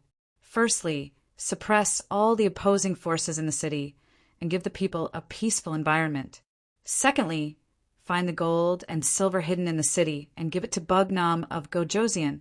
Once the matter is settled, I will naturally request for the 2 generals to be rewarded. Shibi was intentionally testing the loyalty of the 2 generals. He did not intend to give them a single soldier and allowed them to do as they pleased. This way, even if something happened, he would not lose anything. Baru and Wu Tuo, who were left behind by Mahama, although they were generals, their status was not very high. Otherwise, they would not have been given such a difficult task. Now that they had the opportunity to perform well in front of their new master, who would not work hard, with their help, the situation in the city quickly became much more stable. Not only that, the 2 generals also persuaded many people to help the 5-star army maintain the law and order in the city. Later, Shibi counted that the number of people had reached 100,000. This was 100,000 strong young men. Once they were used well, they could form an army. With this feeling of joy, Shibi sent someone to report this matter to Yang Qindong, who was preparing to enter the city. 100,000 Mongolian soldiers. This is not a small harvest. Let's go into the city and take a look. Yang Qindong, who was in a good mood, laughed heartily. Then, under the protection of the 1,500 black cavalry and the 2nd Division of the Cold Front, he entered the city of Salai. Just as Yang Qindong entered the city, Beta Persei also led the army back into the city. This time, the pursuit did not go too smoothly. Mahama was like a gecko cutting off its tail. He left behind all the slow carriages and followed the cavalry to speed up and leave. Considering that the road ahead was unclear, they were afraid of being ambushed. In addition, the pursuit of the treasure was completed smoothly, so Beta Persei led the army back to the city. After some calculations, the treasure that Beta Persei chased back was equivalent to 40 million taels of silver. In addition, Mahama and the others left in a hurry and did not have time to take many things away. Even the national treasury only took a quarter of the wealth. Now, the rest that could not be taken away in time all became the property of the 5-star army. The wealth of Salai City was beyond Yang Qindong's expectations. The liquidation of the entire property took thousands of people 7 days, and the final result was actually 230 million taels of silver. Later on, it was found that a lot of the wealth came from the Han people hundreds of years ago. However, because the Mongols did not know how to invest, and they did not like these yellow and white things, many things had been left in the national treasury without being touched. This was how they managed to gather such a large amount of silver. Now, it was a one-time benefit to Yang Xie's army. With so much silver, Yang Qindong felt that his journey was not in vain. All the investments in the Far East, Siberia, and the recent battles had been recovered, and he had made a lot of money. Overjoyed, he ordered people to leave 5,000 taels of silver for development, and sent the other 180 million taels of silver back to Chichen City. This was the fastest way to plunder wealth in war. Yang Qindong taught everyone a lesson. He believed that the opposition should be much smaller when he went to war in the future. With the help of Baruch, Wutu, and the others, the security in Salai City quickly stabilized.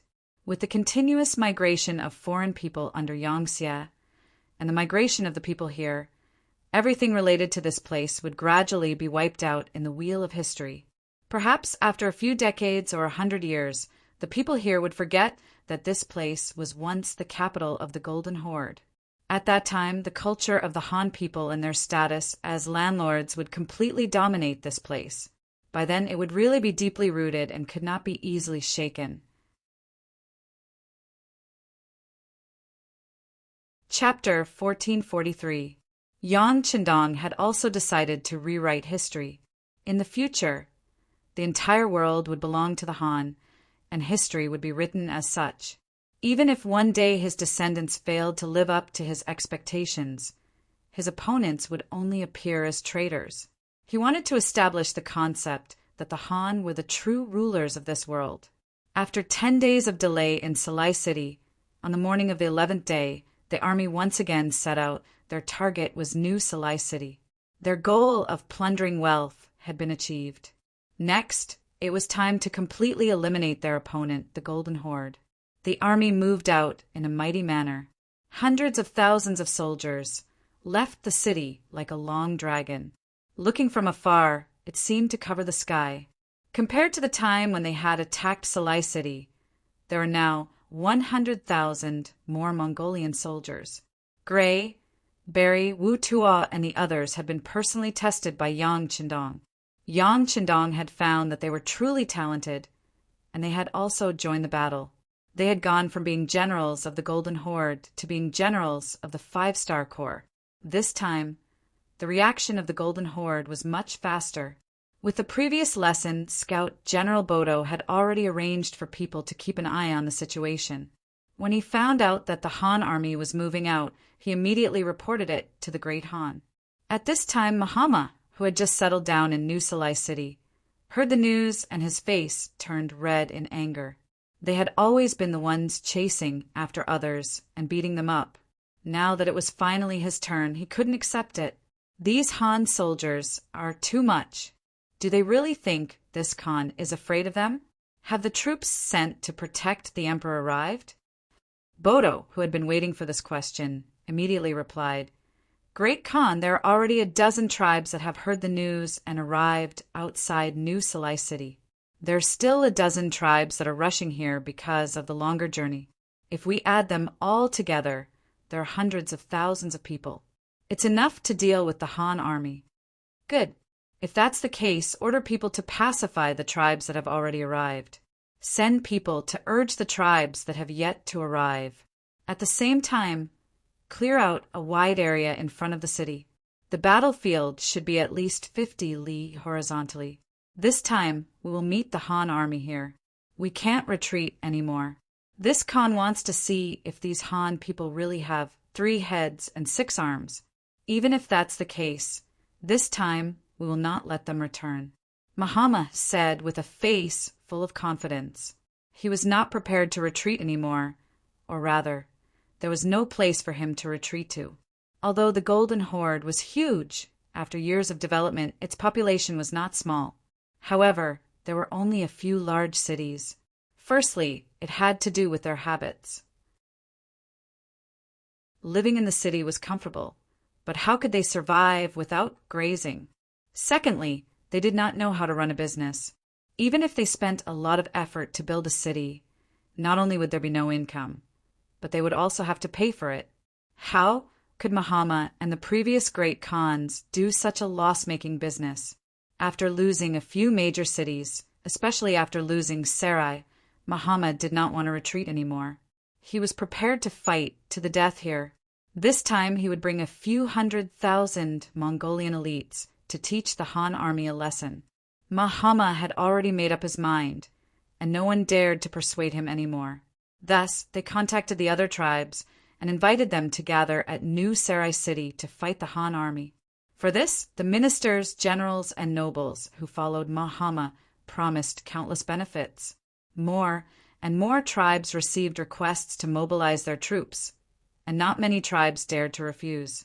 Although the people in charge of relaying the message were polite, there was a strong sense of threat in their words. For example, if they could come, they would be extremely grateful and promise benefits. If they could not come, then they would have to take care of themselves. Just a simple sentence of "take care of yourself" was enough to shake the hearts of many small clan leaders. They sighed deeply and had no choice but to send out reinforcements. He was one of them. As the leader of a small Mongolian tribe, he had 30,000 Mongolian civilians under his rule. Among them, 5,000 were young and strong cavalry. Although he was not as strong as the larger tribes, he was still a decent force among the smaller tribes. In the past, when they fought with the Rasi principalities, they had been sent out to fight. Every time, regardless of whether they won or lost, they would have to retreat with their tails between their legs. After a few times, he had some opinions. He was a valiant general with a height of more than 8 feet. He was tall and strong. Just by standing in front of him, he gave off a strong sense of pressure. He was also very strong, and his equestrian skills were extraordinary. Even the experts of the tribe would not be able to get close to him in a group. Such people usually had a straightforward temper. They didn't beat around the bush and liked to go straight to the point. But no matter what his temperament was, he did not dare to refuse the requests of the Golden Horde. He did not forget that there was once a leader of a small tribe who was on good terms with him. Because he fell ill, he was delayed in sending out reinforcements. As a result, he was massacred by the elite cavalry of the Golden Horde. The entire tribe had more than 10,000 people. Regardless of gender or age, none of them survived. When he heard the news, he had rushed over to take a look. When he saw that there were children in swaddling clothes who had died under the scimitar, he was completely shocked. Although over the years, he had killed many people, but he had not killed such young children. This was clearly a move to exterminate the tribe. From then on, he hated the self-proclaimed orthodox leaders of the Golden Horde. At the same time, he was also afraid of them. If they had any orders in the future, he would not dare to disobey. This time, he who had received another order, quickly gathered the young men in the tribe. Nearly 1,000 of them were new recruits. They had just been added. Some of them were only 13 or 14 years old. However, as Mongolians, they had grown up on horseback. Even at this age, their horsemanship was quite good. "Chief, you must bring them back safely." A woman who looked to be in her 30s but was still very beautiful said to Erhi with a pleading look. She was Erhi's wife, Wu Yin. She was very wise in Mongolian. This woman had played a big role in the development of the tribe to this day. Every time the men went to war, she would lead the entire tribe and the women to wait for their husband's return. In the past, Wu Yin would also give a few words of advice when he went to war. But this time it was different. Her eyes were filled with tears. It was because her and his son, Dorza, was among the nearly 1,000 new recruits. He was just a child who had just reached the age of 14. In the last war, when they fought the Rossi, the tribe lost nearly 1,000 people. This time they had to choose from boys who had just turned 14 years old. Although it was said to be a selection, it was actually a selection of people. In a small tribe of 30,000 people, the ratio of boys was not high. As the chief's son, Duozha was naturally chosen to join the army. If he wanted other people's children to send their sons to him, as the chief, how could he not set an example? Looking at Wu Yun's teary face, how could he not understand what she was thinking? He sighed and said, "The young eagle will grow up sooner or later. How can a man become a real man if he doesn't go through hardships? You must believe in our son Duozha. He will definitely survive the cruel war." With such a serious tone, he had already made his stance clear. That is, if something happened, he would definitely not take care of them. In his eyes, these 5,000 people were all his soldiers, and there was no distinction between them. Wu Yin, who had long been familiar with his life, was slightly disappointed. But there was nothing she could do. She could only loosen her grip on his arm and prepare to let him go. But at this time a soldier's voice suddenly came from outside the yurt. "Chief, there is a person who claims to be your Anda, good friend, who wants to see you." Anda. He was not surprised when he heard this. Every time before a war, the leaders of other tribes would come to discuss this matter. First of all, it was to unify everyone's opinions. Once on the battlefield, rootless duckweeds like them could support and help each other. That might increase their chances of survival. He also thought that the other tribes had sent people to discuss this matter, so he said, "Invite the distinguished guest in." The curtain of the yurt was lifted from the outside, revealing a burly man. Although he was slightly weaker than there was not much difference. The moment this person appeared, a look of shock flashed across his originally calm eyes. He opened his mouth and could not help but ask, "General Gray, why are you here?" It was no wonder that he was so surprised. He had heard that Gray had become a traitor of the Golden Horde and a lackey of the Han people. How could a person who was wanted by the Golden Horde appear here? What was going on?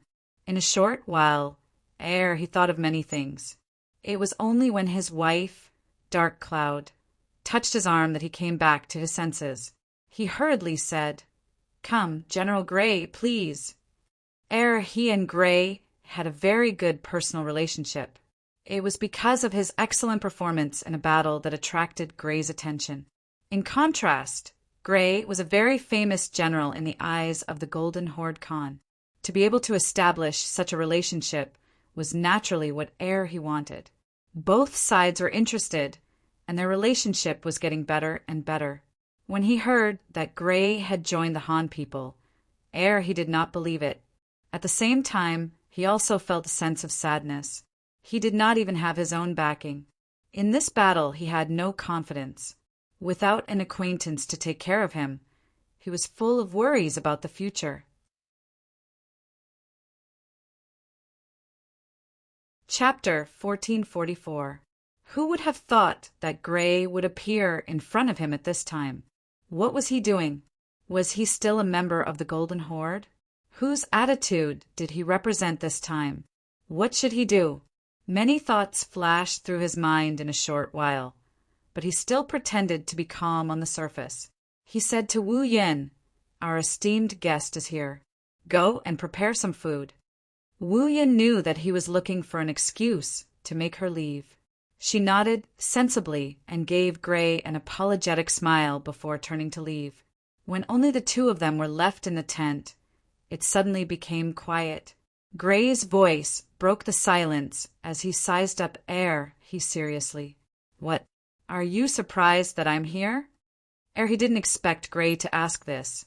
Originally, he thought that if Gray didn't mention it, he wouldn't take the initiative to mention Gray's position. But now he had no way out. He could only nod. "That's right. I heard that General Gray has surrendered to the Han people." "Is that true?" "That's right. I surrendered to the Han people." Gray only waited for he to finish speaking before quickly giving an answer. This caused he to be surprised. In the eyes of the Mongols, surrendering to the Han was an extremely shameful thing. Any self-proclaimed man would never do such a thing. However, at this moment, Gray had actually admitted to it in such a straightforward manner. This had truly exceeded his expectations. Even if Gray had just found a reason or used a more tactful way of saying it, it would have been fine. Seeing the surprise on He's face, Gray shook his head and smiled. If it was in the past, he would definitely not say such a thing. He would be proud of surrendering to the Han people. But this time, after seeing the power of the 5-Star Army's firearms, he was convinced. He also completely understood that if the Golden Horde were to face the tyrannical power of the 5-Star Army, there would only be one result, and that was failure. As for the degree of failure, it would depend on how strong Mahama's resistance was. If the entire Mongolian people resisted, although the Mongolians would not be completely wiped out, they would definitely suffer a great loss. Since that was the case, Gray believed that what he needed to do was to preserve as much of the strength of the Mongols as possible. Hence, when he heard that Mahama was gathering the Mongol army towards New Salai City, he took the initiative to ask Yang Qindong. He wanted to persuade more Mongol tribes not to become enemies with the 5-Star Army. What Gray didn't expect was that after hearing his request, Yang Qindong only hesitated for a moment before agreeing. Not only did Yang Qindong give him a sizable amount of gold and silver, he even allowed him to leave the camp with a dozen of his personal guards. Not only did he not send anyone to keep an eye on them, he also gave them enough money. A look of disbelief appeared on Gray's face as he walked out of the 5-Star Army's camp. He finally understood what the big picture was and what it meant to be broad-minded. There was no doubt that Yang Qindong possessed these characteristics. Just in terms of structure alone, he was far superior to Mahama. It was also because of this that Gray wanted to do a good job in persuading the Mongolians to surrender. This wasn't just to preserve the bloodline of the Mongols. More importantly, he wanted to prove to Yang Qindong that he had not misjudged him. Since he had received money and gained trust, he would do a good job. Thus, Gray came to Heath, the leader who had a good personal relationship with him, and most importantly, who was sincere in his consideration for his tribe. Not all Mongol leaders were good to their tribe. Due to their living habits, the Mongols who lived by herding animals could not gather in a city like the Han people. If not, where would they find such abundant water plants? Because of this, the scattered Mongol tribes would often fight over land with abundant water and grass. Once they gained power, some leaders' greedy natures would be exposed. They would take the best things in the tribe for themselves, becoming a parasite that could enjoy life without putting in any effort. There were many other tribal leaders like him. They only needed to curry favor with the nobles of the Golden Horde to secure their positions. However, most of these leaders did not have much fighting strength. Even if they led their troops to victory, it was only because the enemy was too weak or because the difference in strength between the two sides was too great. There were those who reaped without sowing, and there were also those like who shared the suffering of the people. Gray naturally respected the latter. Not only did such leaders win the hearts of the people, but their soldiers also dared to fight to the death. Such people were the ones he should recruit. They were the ones who should be protected and passed down in the Mongol army. Since he had decided on his target, Gray thought of many methods along the way. In the end, he decided to tell the truth. For a straightforward leader like if you tried to deceive him, it would only have the opposite effect if he found out. After deciding to speak the truth, Gray's direct and straightforward attitude and reply came about. He who was not prepared, was confused by Gray's actions. Fortunately, Gray did not rush him. Instead, he sat there quietly, waiting for he to think and consider. He only needed to be prepared to answer at any time. After at least the time it took to drink a cup of tea, he slowly raised his head and looked at Gray. "General Gray, are you here to persuade me to surrender?" "Yes." "Why?" "That's because a hero like you shouldn't become the victim of Muhammad's wrongdoings," Gray said resolutely. Since he had already submitted to Yang Qindong, the so-called Great Khan of the Golden Horde was nothing in his eyes. There was no need for him to show any mercy. Sacrifice? He was puzzled. That's right, a sacrifice. Don't you think so? Over the years, how many battles have you fought for the Golden Horde? What did you get in the end? What else do you have other than the most basic rations you can obtain during the war? Gray laughed coldly and said, "Oh, if you want to say anything, I'm afraid that there are fewer and fewer men in the tribe, and their strength is getting weaker. Do you know that this is Ma's goal? He wants to use his opponents to weaken the strength of your tribes. Only in this way can no one threaten him and replace him." Earth's expression kept changing as he listened to them. Of course, he understood the logic behind this. Not only him, but the other tribe leaders also saw it clearly. But what could they do? If they did not listen to Ma, the other party's elite cavalry would appear at any time. One was to slowly exhaust their strength through war, and the other was to be directly exterminated. Choosing one of the two, as long as one was not a fool, they would know what to do. He shook his head. "General Gray, there is no need to say any more. Even so, we are still a Mongol tribe. General, you surrendered to the Han and became a captive in the hands of the two-legged sheep. I'm sure you feel good." He actually started to counterattack. Gray was not angry but laughed. What he was afraid of was that he would not say anything. If that was the case, it would be very difficult to persuade the other party.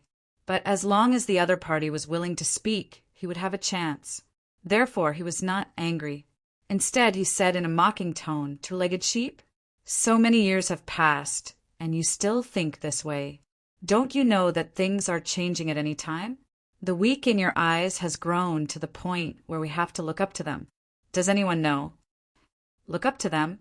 General Gray, were you defeated by the Han and scared out of your wits? Isn't that a bit biased?" He did not believe it instinctively. In his opinion, this was only because Gray was now a member of the Han army, so it was not surprising that he would speak up for them. "You want to say that it's unfair? Ha!" Gray laughed self-mockingly. Then he said with a bitter expression, "That's right. I used to think the same as you. But there are some things that you will never know how strong your opponent is if you don't experience it yourself. The Han army in front of us has firearms that no one can resist. Their cannons can fire from several kilometers away, or even tens of kilometers away. They are all exploding bullets, and one shot can blow up a large area. Their firearms are not only accurate, but they are also very powerful from a long distance. They can easily penetrate thick armor, and even strong horses are as fragile as thin paper under their muzzles. Let me ask you, who can stop such an army? Who can compare to them? Or do you think that the warriors of your tribe are invulnerable, or that they are like cats and have 9 lives? Even if they have 9 lives, they will only die a little later. They will still not be able to charge in front of the Han army. How could one defeat such an army that could take one's life from a long distance away and not give one a chance to fight head-on? How can you defeat them?" Gray asked several questions in succession, leaving he speechless. He did not know how to answer. They had seen firearms before. The White Russian army mainly used firearms. If not, how could they be a match for the Mongol army, which had the best war horses and the most skilled horsemanship? However, the power of their firearms was limited. Although they also had explosive bullets, the range was very short, only about 1 mile. What they really used the most were solid bullets. Although it was a little difficult to dodge that thing, it was not undefeatable.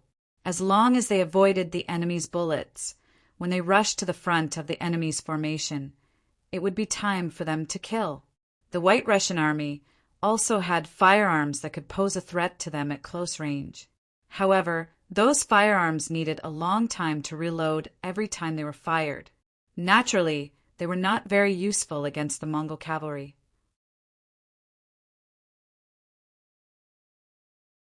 Chapter 1445. Even so, the Mongol army had to pay a huge price in order to obtain victory against the White Russian army. Furthermore, this method of fighting, where both sides suffered heavy losses, caused the Mongol cavalry to feel fear and headache. Now, Gray was saying that the Han army's firearms were far more powerful than the White Russian army's. Furthermore, from the looks of it, their firepower was not just 1 or 2 times greater. Bullets with a range of a few kilometers and muskets that could continuously take a person's life. If they really had these things, it would be normal for the Mongol army to lose. Erhi's expression kept changing. Gray knew that the other party had taken his words to heart. Striking while the iron was hot, he continued to speak. It's precisely because of the might of the Han army's firearms that this general was defeated in their hands. Xinjing Sarai city was captured in less than a day. Now, the Han army has set their sights on New Sarai city. It's laughable that Ma Hama, who doesn't know the difference between them and the Han army, wants to fight to the death.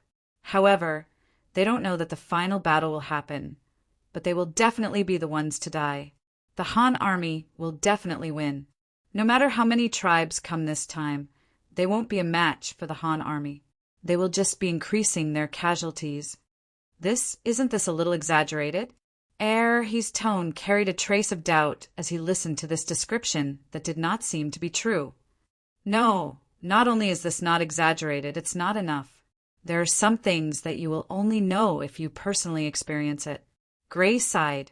At this moment, he was truly worried for the future of Mongolia.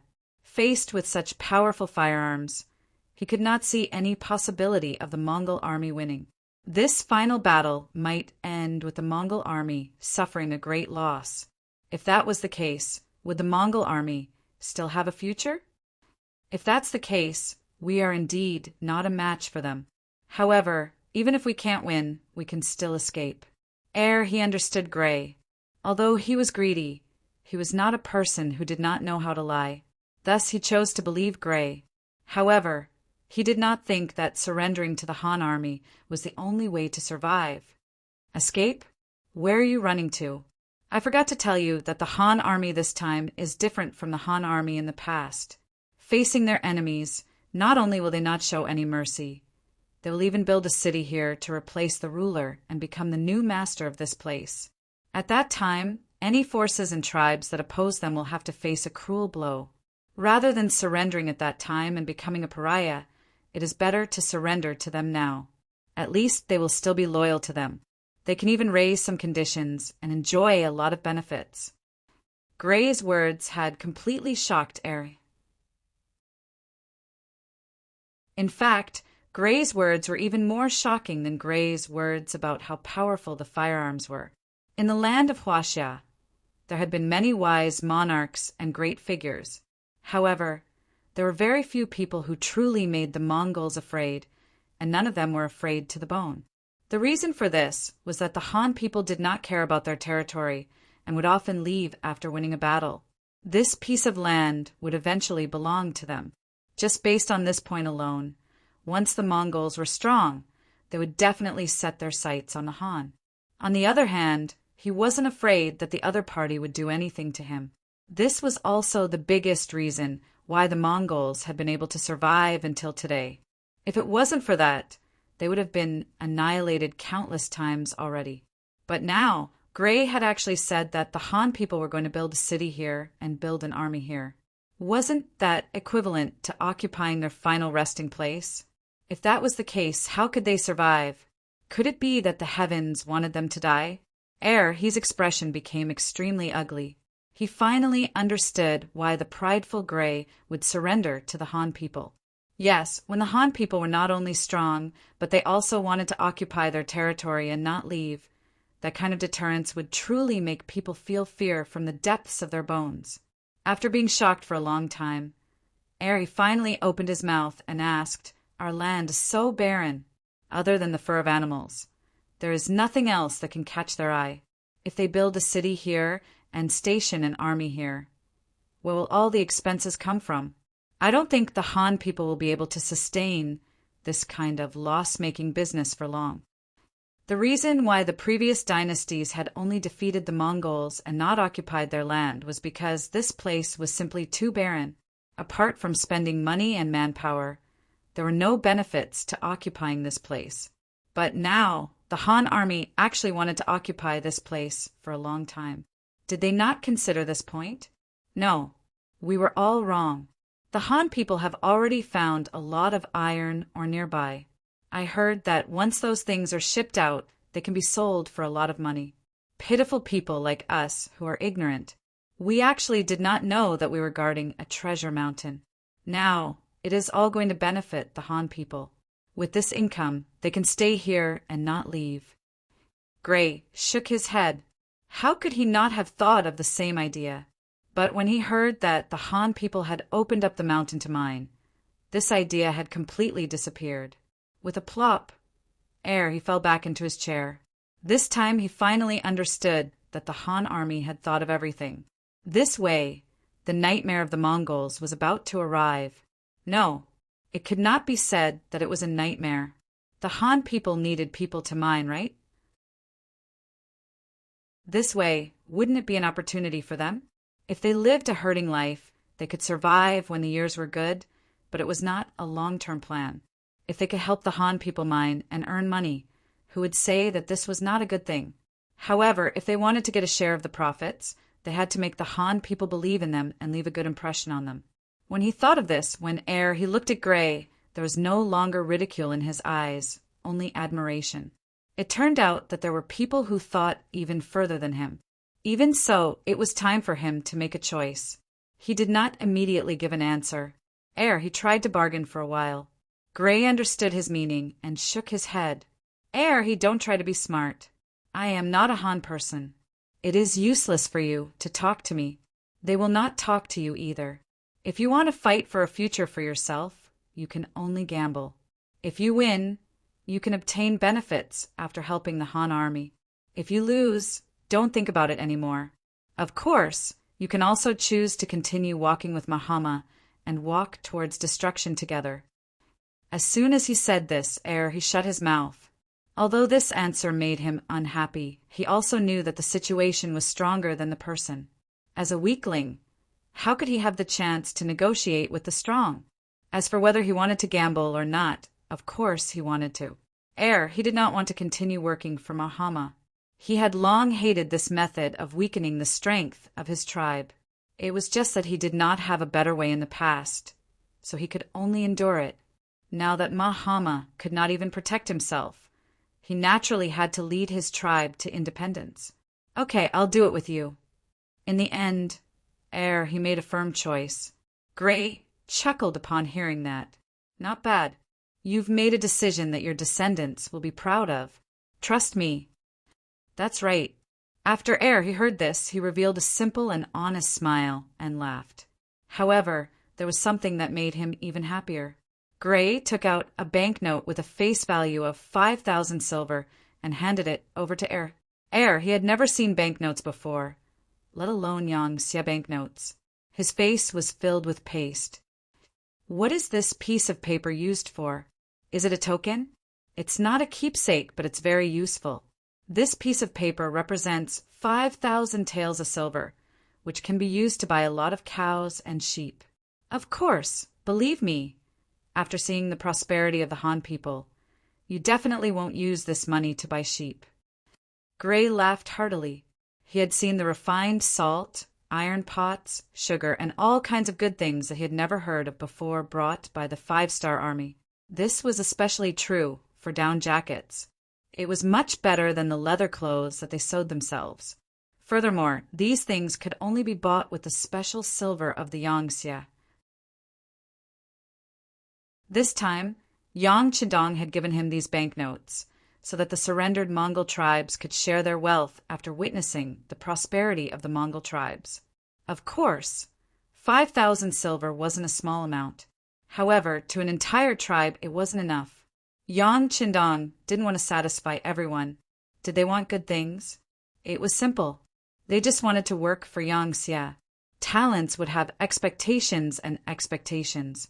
In this way, not only would they not oppose Yang Xia, they would also speak up for him. Over time, Yang Xia's position in the tribe became more and more stable. He didn't know about this. After hearing that it was money, he carefully put it away. However, he still doubtfully said, "How can there be anything better than cattle and sheep in this world? General Gray, don't joke around." Gray didn't have any intention of arguing with him. He believed that facts spoke louder than words. When the time came, he would be slapped in the face. He led his tribe to join Yang Xia. Gray then told him what to pay attention to and what to do next. After that, he went to the other tribes. Just convincing the tribe wasn't enough. Gray had a lot of work to do. Furthermore, in New Sarai, Muhammad didn't know that there were people who had started to oppose him and betray him. He was currently sending people to contact the Ross Duchy. There was no such thing as eternal friends, only eternal benefits. In the face of a great enemy, Muhammad felt immense pressure. He finally listened to the advice of his subordinates and bowed his head to the Ross Duchy. He wanted to contact them to face the Han army together. The Han army's strongest weapon was firearms. This was the weakness of the Golden Horde. Fortunately, the White Russian army was built on firearms.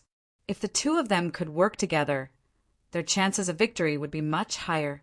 Whether this land belonged to the Ross Duchy or the Golden Horde, it could be discussed. However, it couldn't fall into the hands of an outsider like the Han army.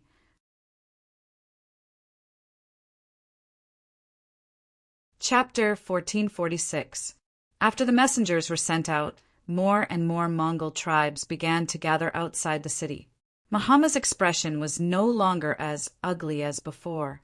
When he heard that the Han army had already set out from Salai City, his face turned gloomy and ruthless. "Come, this time I will let you know what a human wave tactic is. I will let you know who is the true ruler here." His words were ruthless, but Muhammad, who had already suffered defeat after defeat, did not dare to underestimate Yuhan's army. In view of the previous two failures, he decided to concentrate his forces and launch a fierce attack. He did not believe that the Han army would have an endless supply of gunpowder. As long as he was willing to sacrifice lives, there would be a time when the enemy would run out of gunpowder. At that time, it would be time for him to launch a counterattack. As for the deaths of his cavalry, what did that have to do with him? Even if he could not defeat the Han army, as long as he could delay for a period of time and wait for the Ross dukedom to make their move, the Han army would have to split up. That would be the time for him to launch a counterattack. In any case, this time he would definitely seize every opportunity to launch a counterattack. He would definitely deal a heavy blow to the Han army and chase this nightmare out of his mind. For the sake of this victory, he had used all his trump cards. He had also sent out the 20,000 golden armored cavalry, which was made up of the strongest youths, to be used at the most crucial moment. In order to create these golden armored cavalry, Muhammad had spent a lot of effort.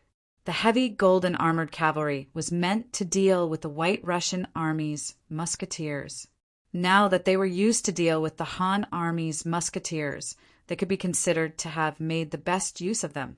Although sending out all 20,000 golden armored cavalrymen would be equivalent to bringing out their final trump card, which would put them in a much more passive position when facing the Russian army in the future, compared to the Han army that was already threatening their lives. The matter at hand was more important. One after another, the tribes began to gather outside New Salai City. The number of tents outside the city was increasing by the day. Every day, there would be dozens of carts of rations being transported out of the city and distributed to the various tribes. Providing rations to the troops was a must. After all, they could not let them fight on empty stomachs. However, this was the only thing that Muhammad could do for everyone. In fact, he didn't trust these tribes. It could be seen from the fact that they weren't even allowed to enter the city. But even so, many tribes were still waiting outside the city. Many small tribes were even sharpening their swords. They wanted to perform well and curry favor with Muhammad. The number of soldiers outside the city increased every day. For example, the 5,000 cavalrymen of the Urhit tribe had also arrived outside the city and found an inconspicuous corner to stay. There were 7 or 8 other tribes like the Urhit tribe, totaling around 30,000 cavalrymen. By the time Yang Chindong and the 5-star army arrived at New Sarai, the Mongolian cavalry had already reached 400,000. 400,000! This Golden Horde Khanate is quite capable. After listening to Su Yunqing's report, Yang Chindong could not help but sigh at the power of the Golden Horde. Have you found out how many tribes are rushing here? Young master, there are about 150,000 people rushing out of the city. It's just that their marching speed is too slow. It's hard to say when they'll arrive. Su Yunsheng replied with some difficulty. He blamed himself for not being able to help Yang Chindong relieve his worries. As if seeing through Su Yunqing's confusion, Yang Chindong waved his hand indifferently and smiled. This matter has nothing to do with you. These people are not traveling slowly, but they don't want to participate in this battle. However, they don't dare to not come, so they slowed down their marching speed. This way, they don't have to participate in the battle and won't offend Muhammad. People like them are not really our enemies, so we don't have to worry about them for the time being. After listening to Yang Chindong's explanation, Su Yunqing finally understood. Knowing this, he asked excitedly, "Young master, these people won't be here for a while. When are we going to attack?" "Let's rest today. We will attack early tomorrow morning. We want to defeat the enemy in front of everyone. We want to use their mouths to spread the word that the 5-star army is invincible. It will be a nightmare to be our enemy." When Yang Chindong said these words, his eyes revealed a strong sense of confidence. As the industrial system of Crimson City grew step by step, many problems with guns and cannons were solved.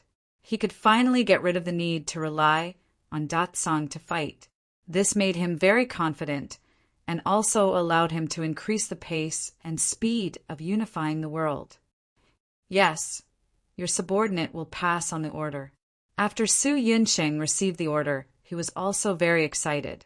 After saluting, he turned around and left.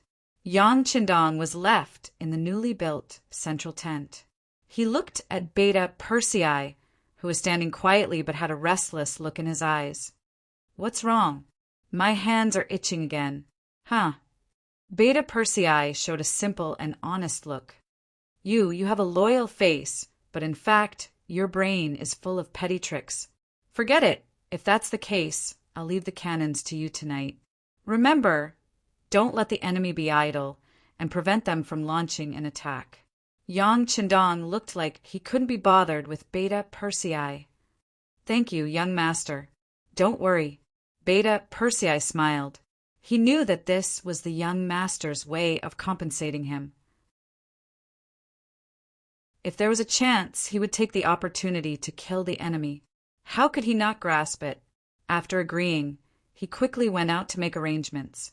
It was not the first time Beta Persei commanded the artillery, and he was already familiar with it. When he arrived at the camp of the 2nd Cold Front Division's artillery regiment, the regiment commander, Lin Luin, ran out excitedly. As if they were familiar with each other, he immediately asked, "Second brother, is there a mission?" "Sixth Master has ordered that a battalion of men from your artillery regiment will cooperate with the work tonight. The rest of you should rest well. Tomorrow is the day of the big battle. Beta Persei patted Lin Luan's shoulder, as if this was just a small battle and the big battle was yet to come. But he completely forgot that in front of Yang Qindong, Beta Persei was much more excited than Lin Luan. "Okay, I'll accompany you tonight, second brother," Lin Luan said excitedly. "No, you have to rest well tonight. Tomorrow morning is the time for you to show your prowess." Beta Persei rejected him mercilessly. What a joke! He didn't want anyone to criticize him when he was commanding. Lin Luan's face immediately turned bitter. "Second brother, let me accompany you. Otherwise, you'll be bored." "It's not boring at all. The sound of the cannons rumbling. Your second brother is energized when I hear it. Okay, you should go and rest." Beta Persei waved his hand impatiently, then seemed to think of something and said, "Oh, right, leave me more shells." Seeing that he could not stay, Lin Luan's face turned bitter. "Second brother, we still have to save some shells." "It's okay. I've already sent a telegram to Yang Wu and asked him to arrange for more to be sent over. Just fire as much as you want." Beta Persei chuckled. It was true that he was Yang Qindong's subordinate, but he was also one of his people. Most of the time, his every move was monitored, and it was extremely difficult for him to pull any tricks. But for something as serious as a battle, there was no problem for him to use some connections to get more shells. Even if he reported it to the young master, he was not afraid. Beta Persei even mentioned Yang Wu, and a smile appeared on Lin Luan's face again. "With second brother's words, I know what to do. Don't worry, there will be enough shells for tonight, hee." Lin Luan left satisfied and ordered his men to bring over a few more shells. Beta Persei was waiting for the sky to turn dark, waiting for the time to show off his power. Outside the city of New Sarai, many yurts were lit with smoke, and dinner was being prepared. The Han army had already set up camp 5 miles away, and they had also set up their military tents. Seeing that there would be a big battle tomorrow, everyone was seizing the time to rest. After all, for some people, tonight might be the last night of their lives. When the sky was completely dark, except for some troops in charge of night duty, most of the Mongolian soldiers went into their tents to rest. The time had finally come, and Beta Persei, who had been waiting impatiently for a long time, began to move the field artillery forward. Beta Persei's request was not high. He only wanted to push forward 1 mile. He wanted to ensure that the range of the field artillery could threaten more Mongolian soldiers. In order to cooperate with his actions, the new Second Army's 1st Division commander, Qiao Qiao, led the cavalry to protect him. "Second brother, it's about time." Seeing that the artillery had already pushed forward more than 1 mile, and if they did not stop, they would probably reach the enemy camp, Qiao Qiao finally could not help but ask, "Oh, then here it is." Beta Persei showed a simple and honest smile, scratched the back of his head, and directed the field artillery to begin to adjust the direction of the artillery fire, measure the ruler, and lock on to the target. Although it was night, the Mongolian army's every move was clearly seen by the Mongolian army. After seeing the other side continuously approaching them in the night, they first watched silently. When the distance between the two sides was less than 3 miles, they were already prepared to charge and were prepared to summon their troops at any time. At this time, the Han army suddenly stopped. This allowed them to heave a sigh of relief, and they also wanted to see what the other side was going to do. The artillery was blocked by the cavalry of a division. After everything was adjusted, the cavalry moved aside, and the artillery finally appeared. The Mongolian scouts also saw it clearly. "Not good, it's artillery. Quick, inform the rear." When a scout finally saw the Han army's actions, his heart trembled. He did not expect the Han army to use artillery in the night, and he shouted in shock.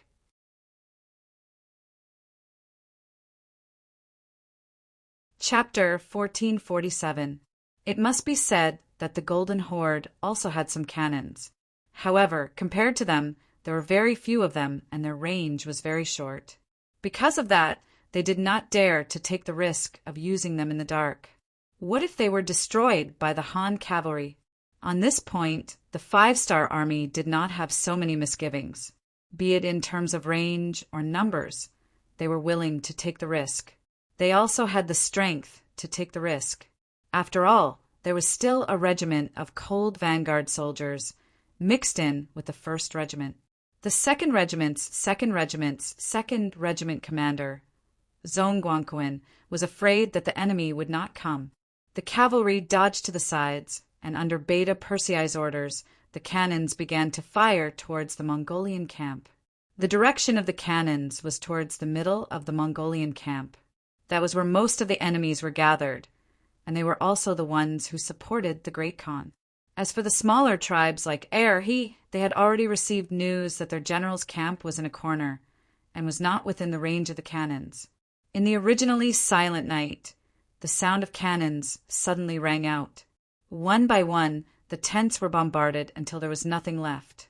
Who knew how many Mongolian soldiers were still sleeping when they were born, going to meet the Tengri that they trusted so much? There were a total of 50 cannons, and every shot was accompanied by 50 furious roars. Everywhere the cannons blasted, flames and cries of pain could be heard. The sound of the cannons alerted the other Mongolian soldiers, and they were unable to sleep. Instead, they walked out of their tents, their eyes and mouths wide open as they stared at the hellish scene in front of them. Amongst them were the leaders of the smaller tribes, like he who had been persuaded by Grey. They had crossed swords with the White Russians before, and had seen the power of their cannons. From their point of view, the cannons that could shoot a huge iron bullet with a single shot were already very terrifying. They were already a headache for them. However, in comparison, the cannons of the Han army were much more powerful. The cannons would explode after hitting their targets, causing shrapnel and metal fragments to fly in all directions. It was truly fatal.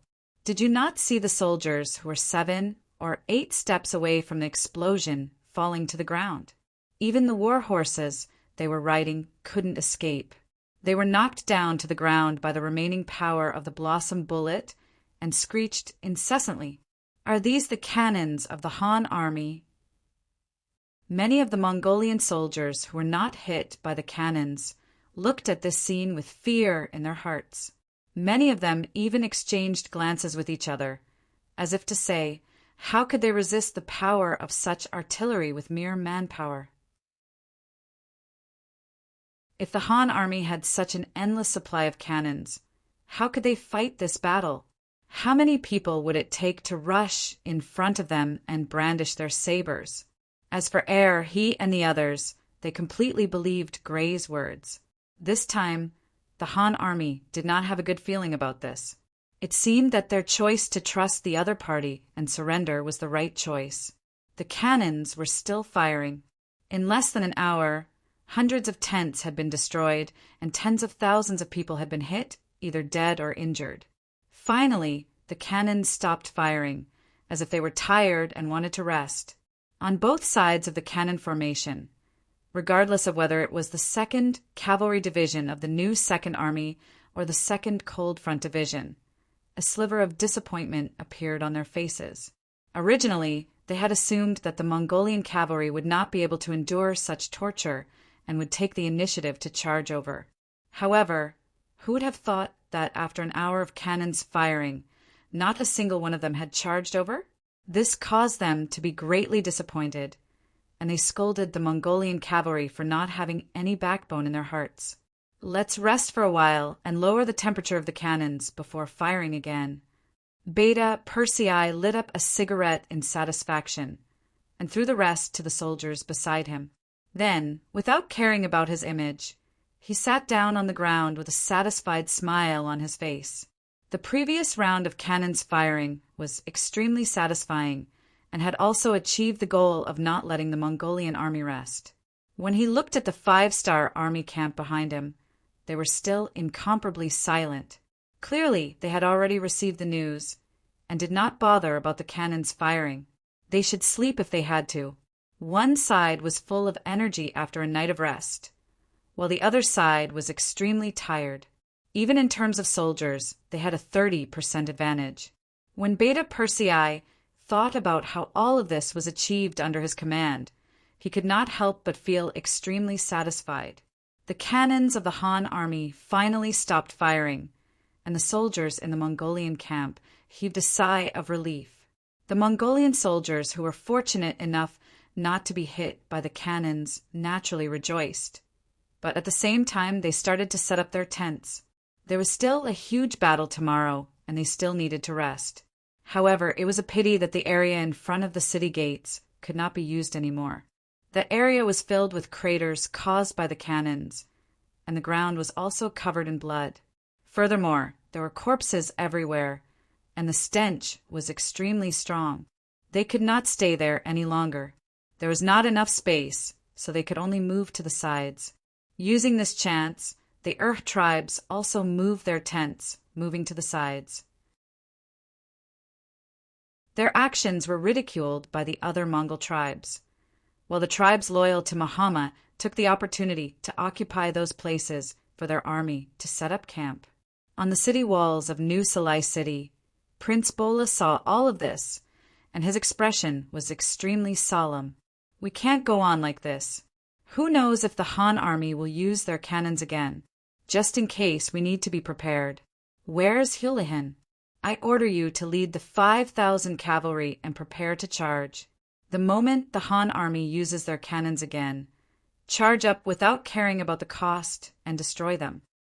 As he spoke, Bol turned his head to the side and looked at Hurahin, who was wearing a suit of armor. Bola looked down on Hulahin in his heart. He was just a dog that had lost his home because of the Han army. Such a coward was not worthy of standing beside him. If it was not for the fact that he was in dire need of manpower, he would have dealt with this person long ago. However, even so, he could not let him off so easily. Bola had already heard that if it were not for this Hulahin provoking the Han army in the Far East, they would not have come to his territory. It could be said that this person was the root of the problem, the source of the war. With such an understanding, how could Bola treat Hulahin well? Sending him out this time was equivalent to sending him to his death. When the ashen-faced Hulahin heard that he was going to be deployed in the middle of the night, he dropped to his knees and begged, "Your Highness, please spare this lowly one. This lowly one is willing to serve you as my master and serve you for generations to come." Seeing that Hulahin did not want to lead the troops, Bola's face sank and his voice became cold. "What? You want to go against my orders?" "This. Your Highness, it is not that this lowly one wants to go against your orders. It is just that the Han army's cannons are too powerful. Furthermore, they are taking the initiative to attack, so it is impossible for them not to be prepared. Attacking in the middle of the night is too short-sighted, and it is not suitable." Hulahin opened his mouth and spouted nonsense. "Humph. Even if it is the middle of the night and we cannot see through the enemy, they should not be able to see through us either, right? This is the best time to attack. Do not worry, as long as you can kill your way through. This prince will immediately order the army to follow up. At that time, you will have the greatest merit." Bola rejected Hulahin's request and gave the order in a resolute tone, since he had already said that if Hulahin still refused, he would not even have the chance to charge and would be taken down by Bola. Thinking that there was at least a chance of survival if he attacked, he could only nod. Since that is the case, this lowly one will lead the men to charge. I only hope that your Highness can grasp the opportunity and send the army to kill them. I know. As for what to do, this prince will naturally have his own plans. Go and prepare. I will give you an hour." Bola said impatiently. Bola still stood on the city wall. He had a feeling that the Han army would not stop here. If it was him, with the advantage of the cannons, he would also take the opportunity to increase his gains. The truth was as he had expected. An hour later, the cannons sounded out once more, and the Mongol camp that had just moved their tents were once again baptized by cannon fire. "Attack! Tell Hulahin to attack immediately." On the city wall, Bola's eyes were spitting fire as he watched all of this. Although, to the Mongol army that had hundreds of thousands of men, The loss of 10 to 20,000 would not be a huge blow, but it would be a huge blow to their morale. If they did not do anything, their morale would definitely plummet, and that would not be a good thing for the battle tomorrow. As for whether or not the enemy would be prepared after sending out Houlihan, that was for sure. However, he still sent out those 5,000 men to see if the Han army was prepared or not. Once he found an opportunity, he would not hesitate and would immediately give the order for the army to attack. On the other hand, if there was no opportunity, he would just sacrifice Houlihan's 5,000 cavalry. Those were not his own men, so what if they died? The city gates opened, and Houlihan led his 5,000 cavalry to charge out. The battle cries were especially ear-piercing in the night. Houlihan still had some brains. After he received the order, he immediately went to his camp and called for his subordinates to pass on Bola's orders. Brothers, it wasn't easy for this general to obtain this opportunity to render meritorious service. As long as we can charge out tonight and destroy the cannons of the Han army, it will be a great merit. In the future, endless wealth awaits us. What about the future? It all depends on tonight. I'm willing to be the vanguard and obtain the greatest merit. All the generals were pumped up by Houlihan's words, and they were all raring to go. They could not wait to charge out of the city and charge towards the cannons.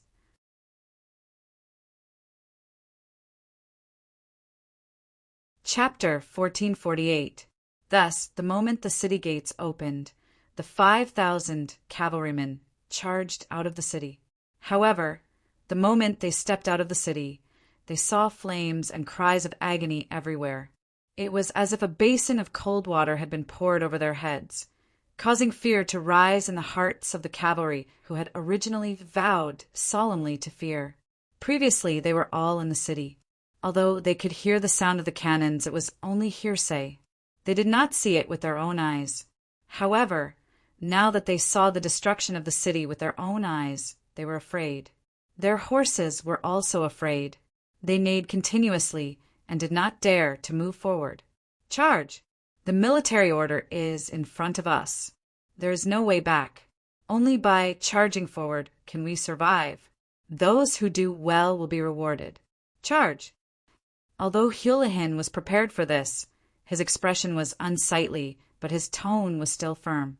He knew that if he didn't even have the courage to rush out now, Bo-Rar would probably hang his corpse on the city gate tower for disobeying orders. Houlihan shouted as he took the lead and rushed out. The power of an example was endless. With the help of the light from the cannons, the army saw that even their former Khan, who was now their general, was the first to charge out.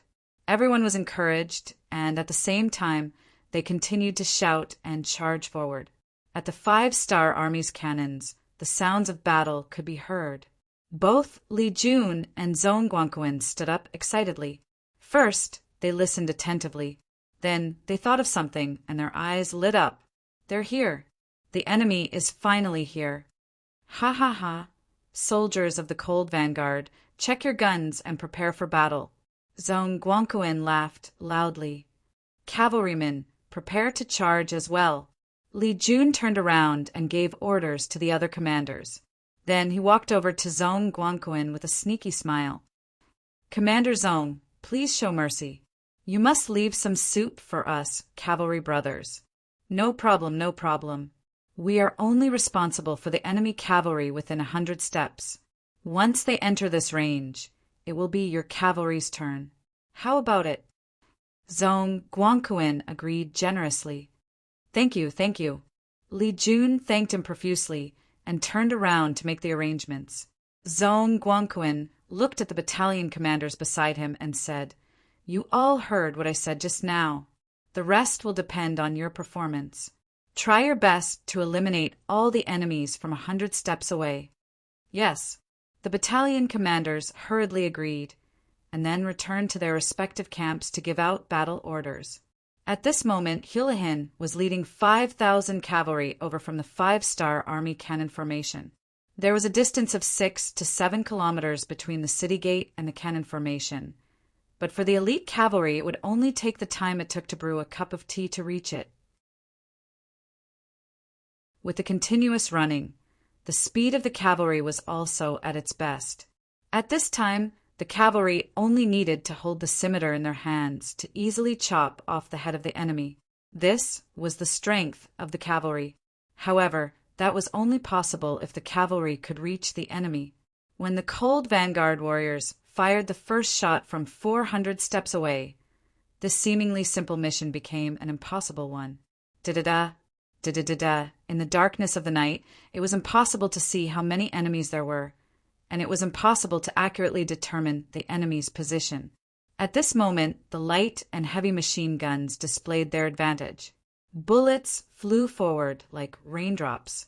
Under the blanket attack, one after another, the cavalrymen from afar were hit. They either fell off their horses or fell to the ground with their horses. Hurahan had already slowed down not long after he started charging, intentionally falling behind. He had fought the 5-star army more than once, so he knew better than any of the Mongolian soldiers how strong the enemy was. Because of this, he knew better than anyone else the difficulty of the mission. He hid at the back because he wanted to act according to the situation. If they really charged in front of the 5-star army and made a contribution, he would stand out and take the credit.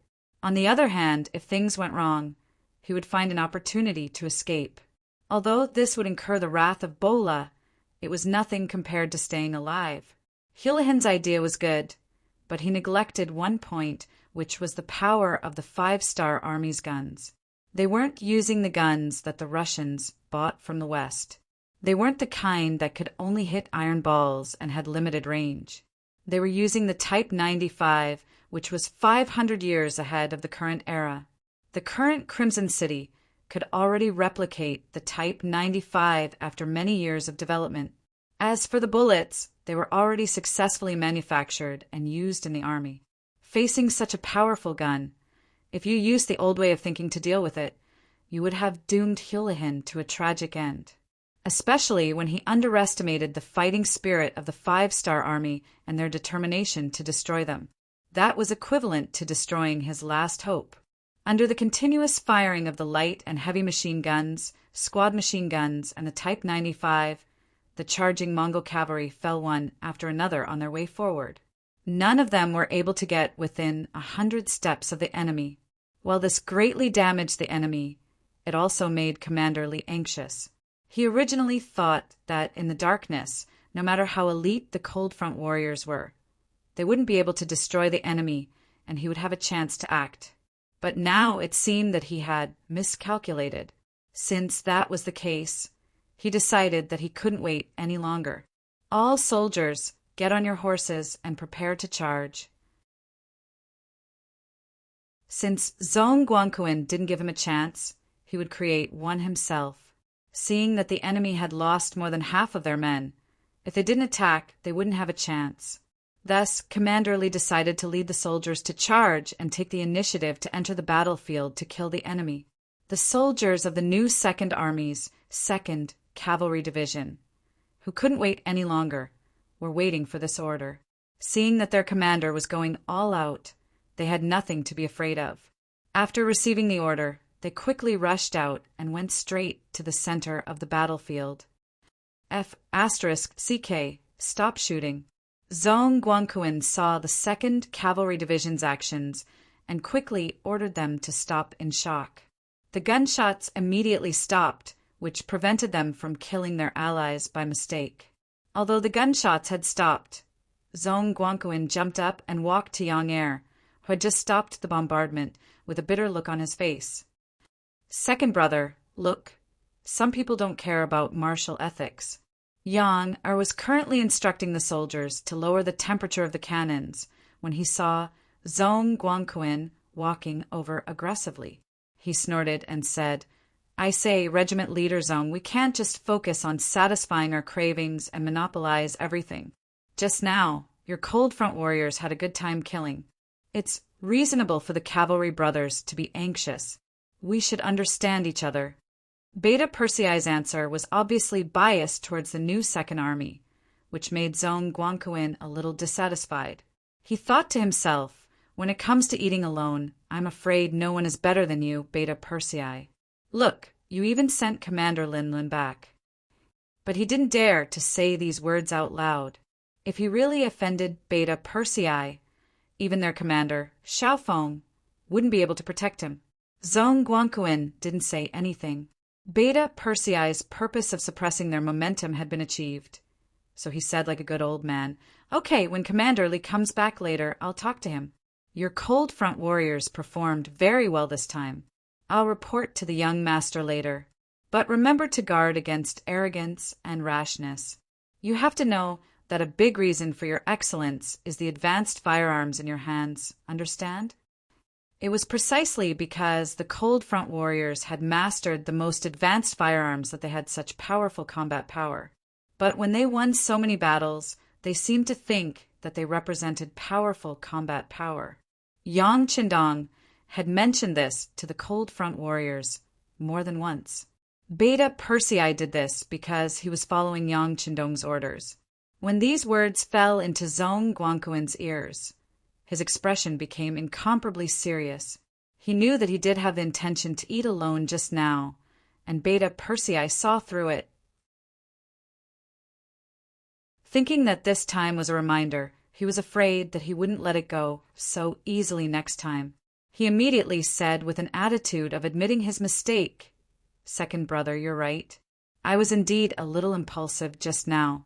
But if there's a next time, we'll definitely discuss it with the cavalry brothers. And this attitude is needed." Beta Persei's expression became much better, and he nodded in satisfaction. The gunshots stopped, and the Mongolian cavalry, who were lying prone on their horses, felt the pressure on them lessen. The people in front were either dead or charging forward. Houlihan, who was hiding at the back, had a look of joy in his eyes. It must be that the Han army's firearms ran out of ammunition. Houlihan thought to himself, wasn't this where his opportunity lied? He immediately got up from his horse and shouted, "Brothers, the Han army's firearms are out of gunpowder. This is the time for us to perform meritorious deeds. Charge!" Those cavalrymen who were scared out of their wits were originally in a daze, but when they heard their general shout, they were all overjoyed. Didn't they persevere until now to perform meritorious deeds? Now that the opportunity had come, who would think of letting it go? Everyone immediately sat on their horses and waved their sabers, shouting and yelling once again. However, what welcomed them was not silence, but a stampede that shook the mountains. With Division Commander Li at the lead, more than 8,000 cavalrymen charged forward. Each of them held their breath and charged forward. The soldiers of the 2nd Cold Front Division had their fill, but how could the cavalrymen who became spectators be satisfied? Seeing other people perform meritorious deeds, they were also itching to perform. Finally, the division commander toughened up and gave the order to charge. Which soldier did not rush forward, afraid that if they were a step late, they would not be able to perform any meritorious deeds. Close to 10,000 cavalrymen. Their morale was high, and their killing intent was heavy. The moment they clashed with the Mongolian cavalry, they swept through them. They held divine sabers in their hands, which were not only sharp but also tough. The soldiers of the 5-star army roared as they charged forward. As they waved their sabers, the war horses crossed each other, and the Mongol cavalrymen were sliced in half. Their horses fell to the ground one after another, letting out a neigh before they died.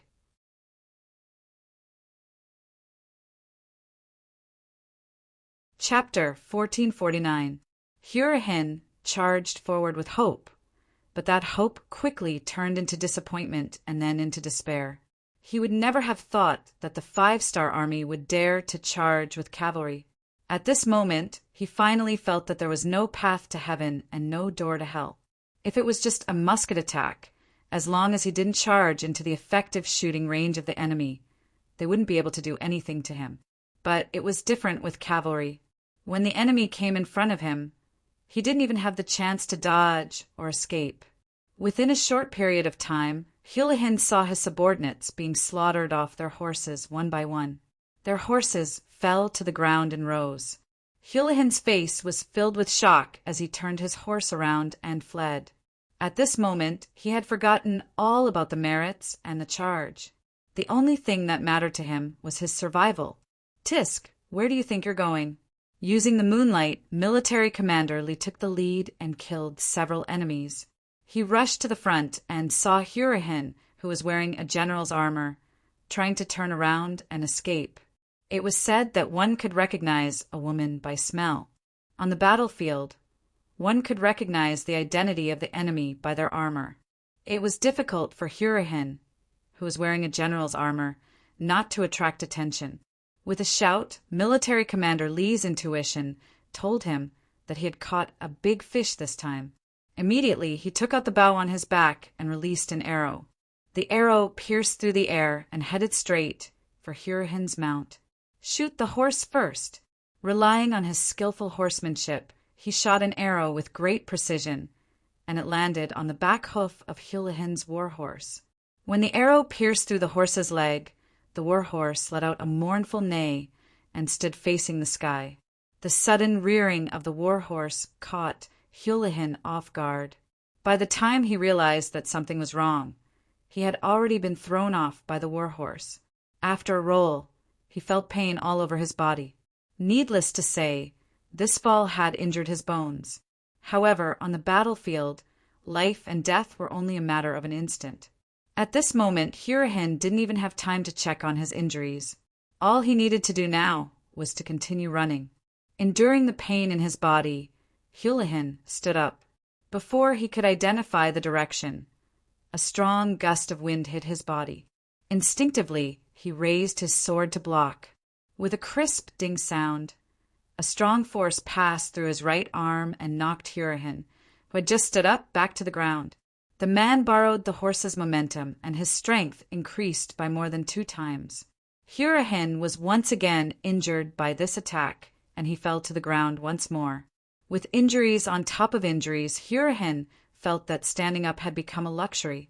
At this moment, a scene that made his hair stand on end happened.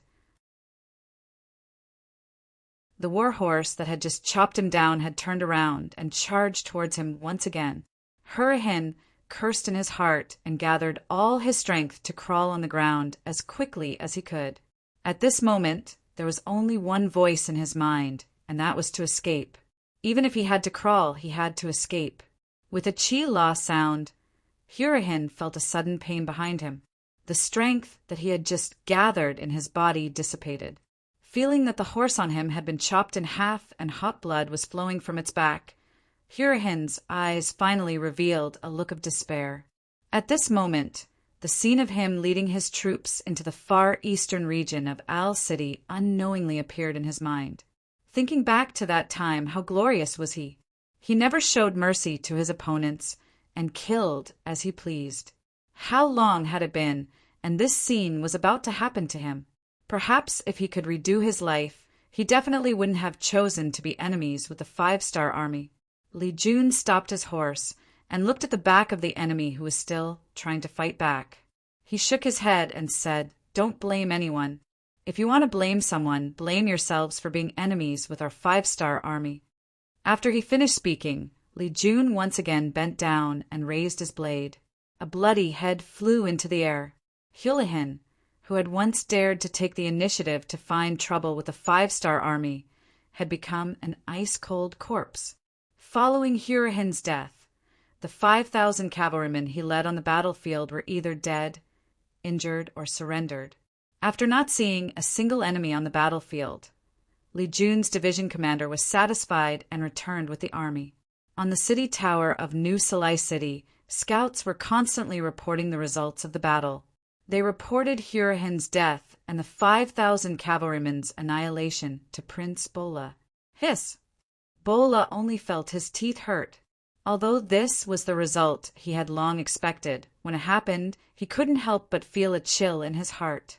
Not only did the Han army have powerful firearms, but even their cavalrymen were so fierce. Could they really win against such an opponent? This was the first time Bola felt a sense of helplessness and fear of the unknown future. This night was spent amidst the gunfire. Every half an hour, there would be the sound of cannon fire. Whenever someone tried to launch a cavalry charge, What awaited them was endless gunfire and a crazy cavalry charge. This scene only ended when the sky began to brighten. During the night, the Mongolian army didn't get any rest. They spent the night in fear because no one could guarantee that the next cannon fire wouldn't fall on their heads. When the sky was bright, Yang Qindong also walked out of the tent. At this time, he was clearly in good spirits. After sleeping all the way until dawn, his mental state was at its peak. "Young master!" As soon as he walked out of the tent, Beta Persei excitedly greeted him, then laughed foolishly. There was no need to say anything. Just by looking at Beta Persei's appearance, he knew that last night's harvest was not small. "What's the matter?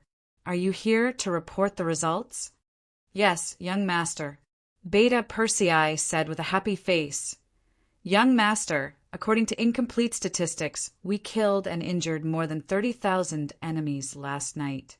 Among them, we destroyed more than 800 of the enemy's tents. Haha, they didn't get any sleep last night. It seems that our chances of winning today's battle are much higher." "Not bad."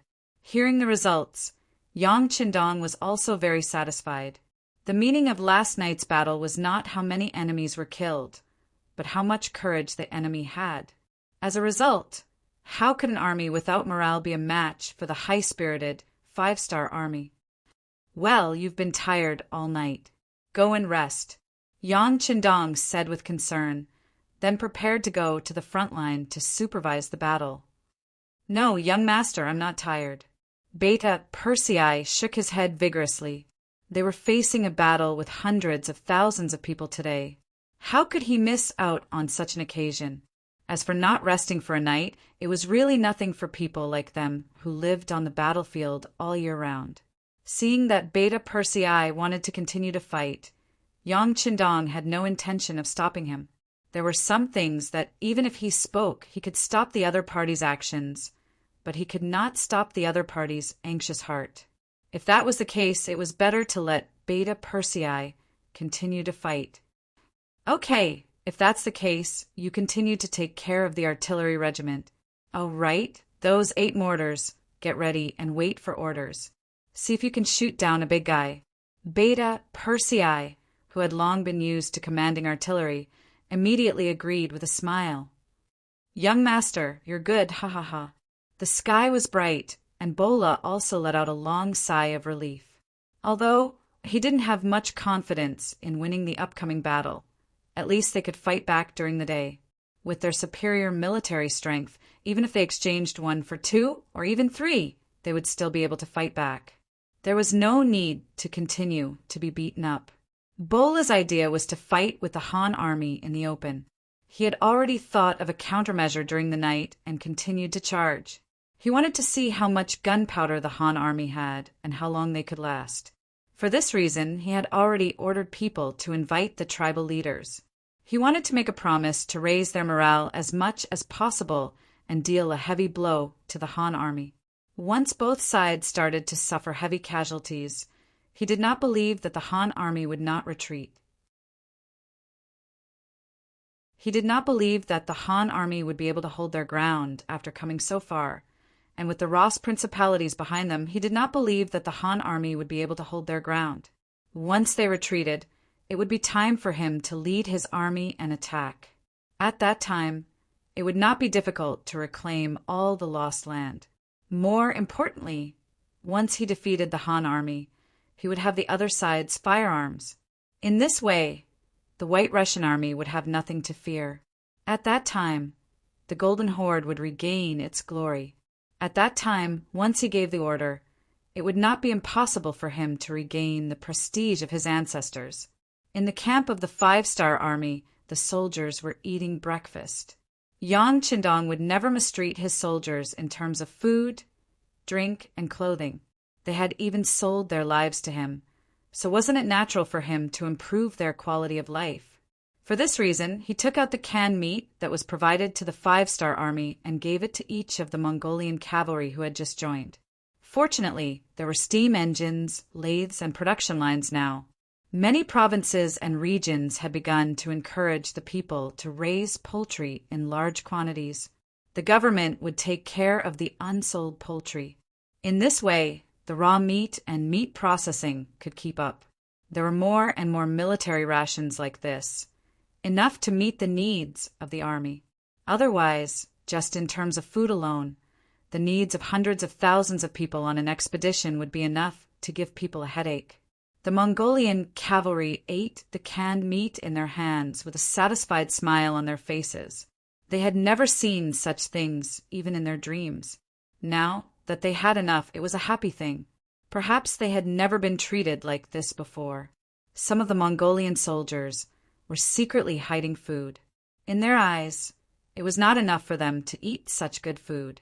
They should share it with their families and let them know what the so-called delicacies in the world were.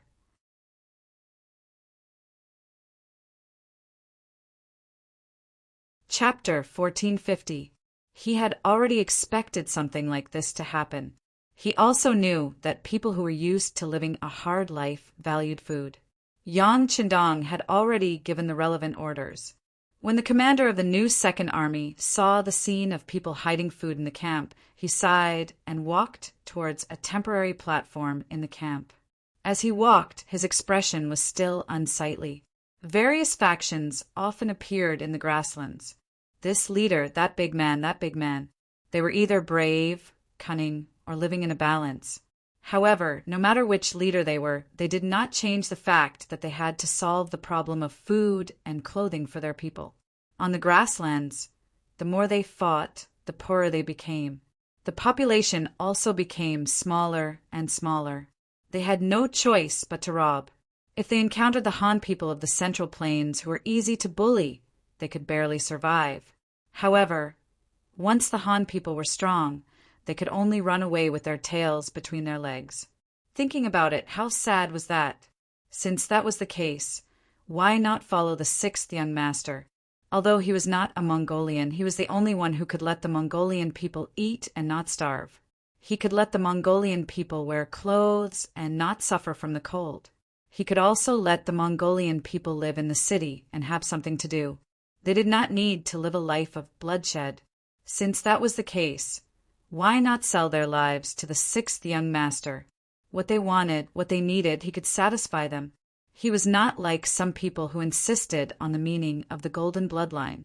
Could it be that with such a bloodline they could live a better life? Countless thoughts flashed through his mind. When he walked to the platform, he had already made up his mind. He would follow Yang Qindong to the end. Not only him, but he would also persuade more people. In the past, he served in the 5-star army to repay Yang Qindong's kindness. However, from now on, he would serve wholeheartedly for the sake of a better life and future for the Mongolian people. On the platform, it was as if he had become a different person. He stood tall, and his voice spread in all directions with the help of a simple loudspeaker. Brothers, I've lived a hard life like all of you, and I deeply understand what you're doing now. However, I still have to say that we are about to go to war.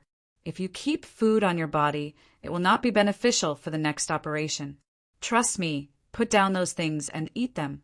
As long as we can win the next battle, there will be a lot of good things like this. You will eat until the day you vomit. What? Eat until you vomit? The Ming cavalry soldiers shook their heads in disbelief. In his opinion, how could he have enough of such delicious food? Bullsh *T.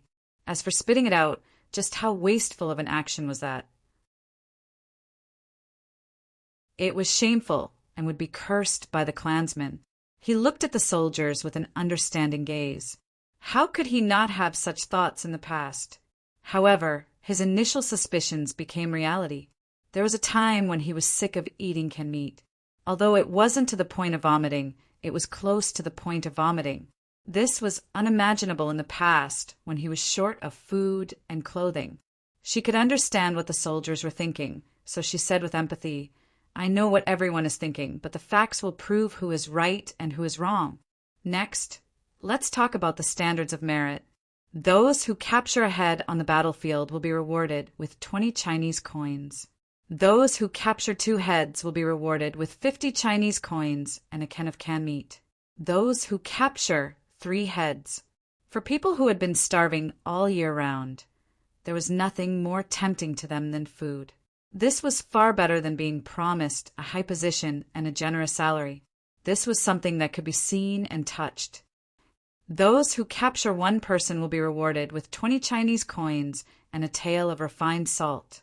Those who capture 2 people will be rewarded with 50 Chinese coins and a can of canned meat. Those who capture 3 people will be rewarded with. She held the list of rewards that she had prepared beforehand and continued to read aloud. These rewards were all very edible. There were salt, sugar, iron pots, canned meat, rice, and even down jackets. As long as one achieved great merit on the battlefield, they would be rewarded handsomely after the battle. The warriors below listened quietly. After learning that there were so many different kinds of rewards, many of them looked forward to it. Some of them even started to consider whether they should kill or capture more people in the upcoming battle. It seemed like the reward for capturing people alive was much better. The 100,000 Ming soldiers who had just been incorporated and had not had time to reorganize were motivated just like that. There was no need to do any ideological work, nor was there any need to hold a meeting to reminisce about the past. All they needed to do was to take out the rewards and place them together for the soldiers to see. This was already a great stimulation. When the rewards were placed in front of them, and there were quite a few of them, all of the soldiers were moved. They all looked at the items that they needed and thought about how to perform in the upcoming battle to achieve their goals. This was the power of capital. This was the human potential that was stimulated by material needs. Looking at this scene, Shibei believed that he did not need to say anything, and everyone would give it their all. All he needed to do was pray for the enemy. At 9:00 in the morning, which was the time of the ancient times, 100,000 Ming soldiers left the camp and started to get into formation, preparing to attack. In contrast, the side in charge of defense had been waiting for a long time. Looking from afar, the crowd in front of New Sarai was a sea of people. It was impossible to count how many tribes and how many soldiers there were with the naked eye. Even when facing the rising Ross principalities, the Golden Horde did not put up such a grand display. Judging from this, they already regarded the 5-star army as their strongest opponent. Vaguely, they could see that there were still dozens of cannons erected on the walls of New Salai City, and there were people busy working there. It was obvious that these cannons had just been set up to stop the 5-star Legion's attack. Humph! Beta Persei used his binoculars to look at the dozens of cannons, and his eyes showed disdain. In terms of cannons, the enemy was nothing. In his eyes, these cannons were targets that could be attacked at any time. It was meaningless. Around the cannons, a group of nobles of the Golden Horde were standing there in luxurious clothes. As the saying goes, one can see far from a high place. These dignitaries appeared here as if they were the rulers of the war. Take a look and see if you are familiar with any of them. Yang Qindong also noticed the changes on the city tower and handed the binoculars to General Gray, who had just finished persuading the nobles. He reached out and took the binoculars respectfully, then looked up with a hint of excitement. He had heard of this divine tool that could easily see thousands of meters away, but this was the first time he used it. He could not help but feel excited and nervous. It took him a while to familiarize himself with the use of the binoculars. When he looked up at the city wall, he quickly said excitedly, "I see it, I see it. The Khan is on the city tower." "Ohama?" When he heard the Khan's voice, Yang Qindong was also interested. "Yes, it's a Hama." Gray's face was a little red, and he was a little embarrassed. He had forgotten that he was no longer a member of the Golden Horde. He had just said the Khan out of habit. "Ha, very good." When he heard that Ohama was on the city tower, Yang Qindong also became excited. If they could get rid of the enemy's big boss at the start of the battle, then this battle would be much easier. He estimated that the Khan was at least 6 miles away. Muskets would definitely not be able to hit him. Even if field cannons could hit him, their power would inevitably be limited. If they missed, the enemy would escape, and they would miss a great opportunity. Well, inform Beta Persei to use the mortars. They must hit accurately and solve the biggest problem in one shot. Also, inform Tianyu to fly up and attract the enemy's attention. Yang Qindong quickly came up with a plan in his mind and immediately told Pan. This time, in order to deal with the Golden Horde, Yang Qindong sent a telegram to the Air Force of Chichen City to rush over.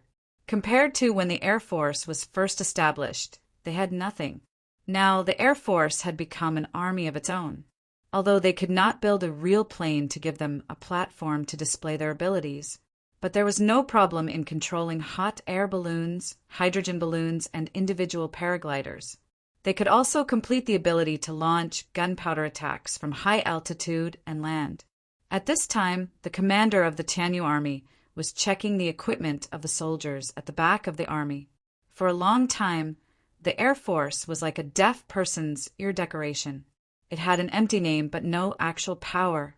Because of this, Tianyu always had a feeling of being unable to raise his head, especially when the city Lord's Mansion allocated a huge amount of money to the Air Force every year.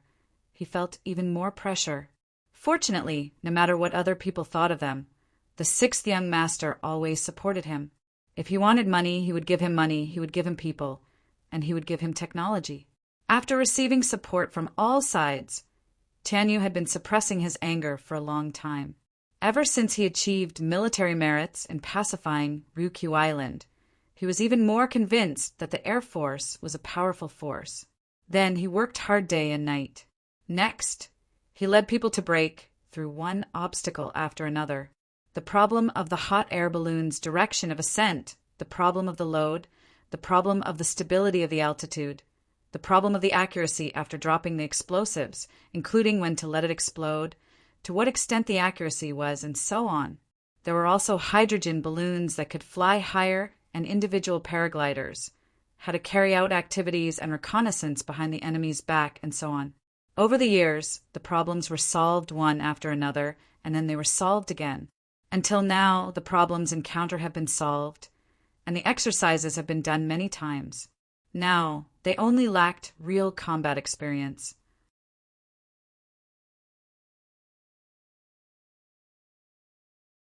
Chapter 1451. Now the opportunity was here. How could Tianyu not be excited? If he didn't need to command from the ground, he would have already ascended with the hot air balloons. Even so, he still walked to the division commander, who was also the leading officer, Sun Lixing. Division Commander Sun, this time whether or not our Air Force can make a name for ourselves, it's all up to you. Do you have any questions? I promise to complete the mission. Sun Lixing wasn't tall, and his body was thin, but his overall balance was very good, and most importantly, he wasn't afraid of heights. There was an experiment where when the hydrogen balloon ascended to more than 1,000 meters, he could still remain calm, as if he was on land. This kind of psychological quality was tailor-made for air, so his military rank rose again and again. And this time, the actual combat command mission was given to him by Tianyu after careful consideration. He firmly believed that this person would be able to complete the mission well. Good. Remember, keep an eye on my flag to ensure that my orders are carried out smoothly and destroy the main target. Tianyu patted Sun Lixing's shoulder again and said earnestly.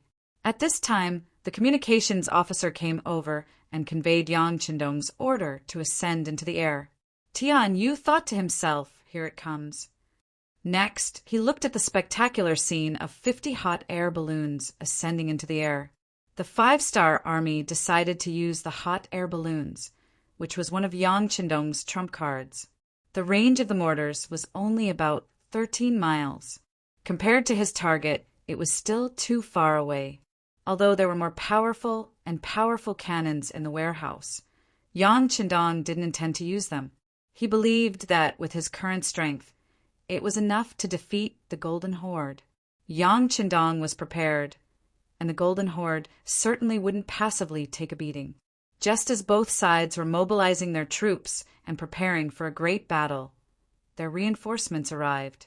From afar, the gates of New Salai City opened wide, and a steady stream of cavalry swarmed out.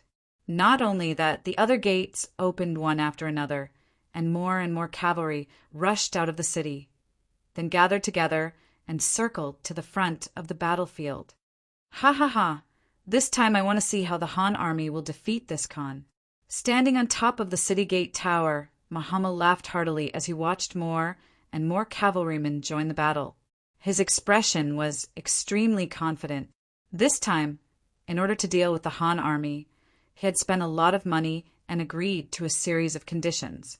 In the end, he managed to invite two powerful reinforcements, the 150,000 Circassian cavalry and the 100,000 Alan cavalry. There were 250,000 cavalrymen in total.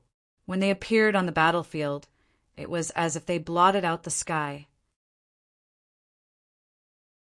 The surging cavalrymen covered the entire battlefield, giving people a feeling that they were endless.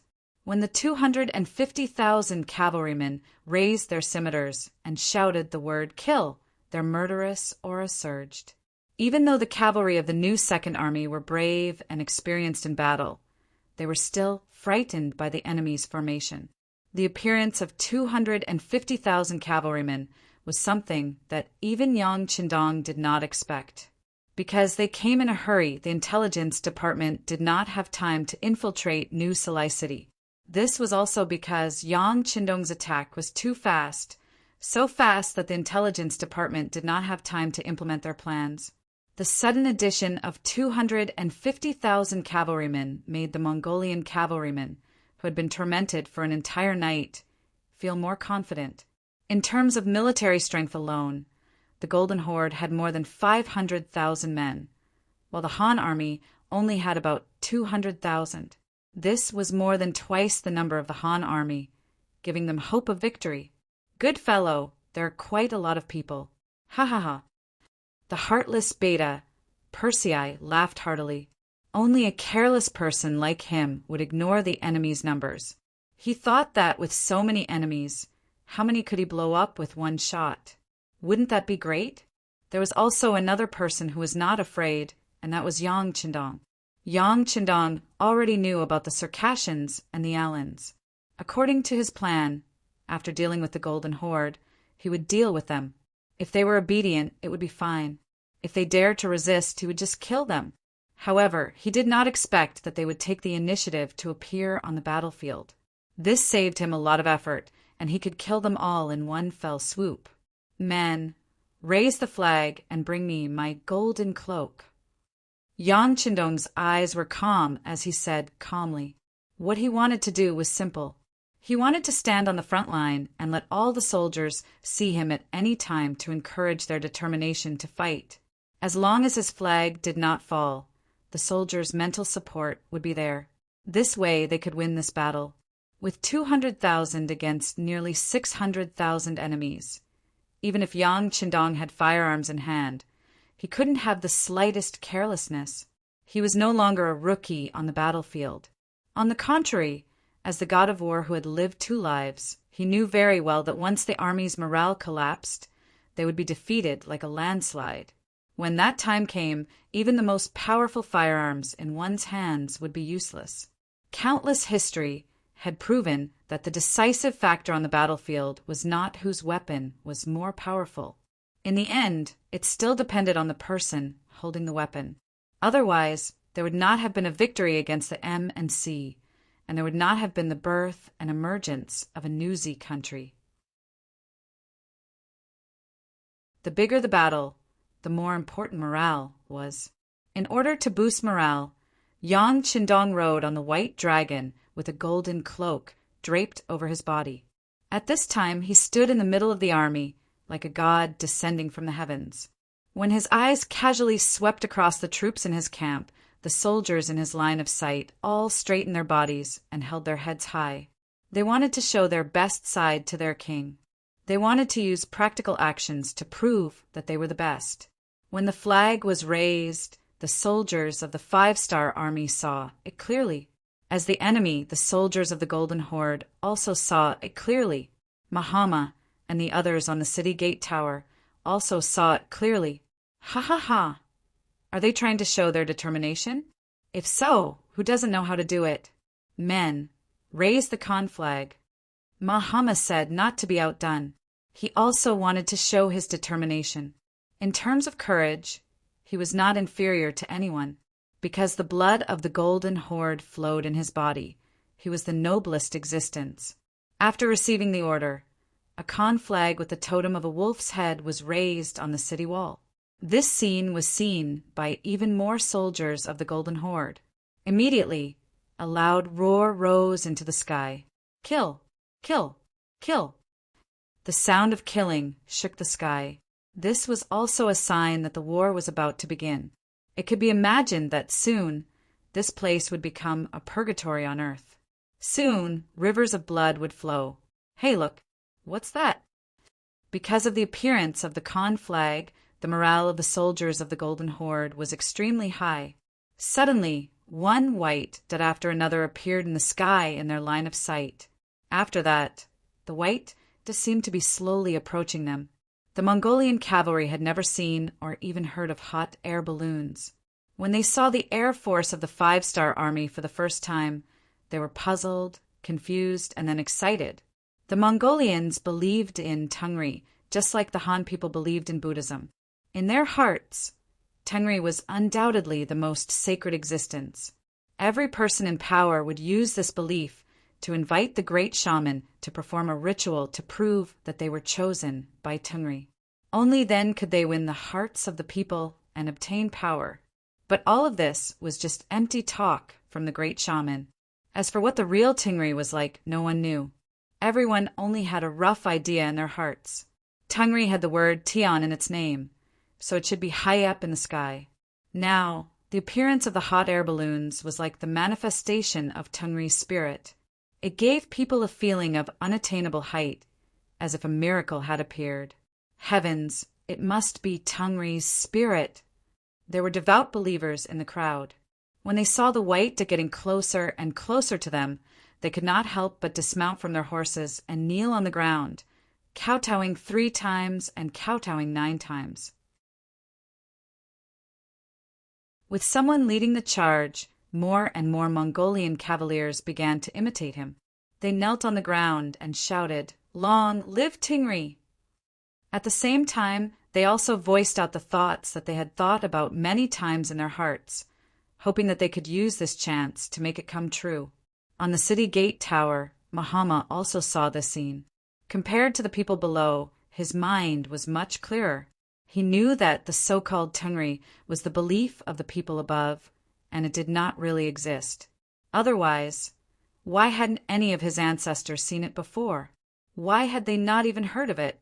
He knew that this was not Tengri, but seeing that the soldiers had chosen to believe, he decided to use this to his advantage. He quickly made a decision and knelt on the ground. At the same time, he shouted, "Thank you, Tengri, for coming to support us." He saw the shamelessness of the Han people and came to help us. Using the power of belief, he had successfully gathered the hearts of the people. With this shout, everyone was enlightened. So, Tengri's spirit is here to help us. Ha ha ha! Since that's the case, what is there to be afraid of? We will definitely win this battle. More and more people knelt on the ground with a devout expression. Even ere he and the others who were dissatisfied with Muhammad also knelt on the ground. There was another voice in their hearts. Could it be that the people of the Golden Family were really the children of Tengri? If that was the case, wouldn't betraying Muhammad be the same as betraying Tengri? Did I do something wrong? The appearance of the hot air balloons caused a trace of chaos on the originally tense battlefield. It also diluted the killing intent. Everyone's eyes were focused on the direction of the hot air balloons. Even the 100,000 Ming soldiers who had just surrendered were getting restless at this moment. You're tuning in to the Thunder Spear YouTube channel. Don't forget to subscribe and join us on this journey to catch the most captivating stories.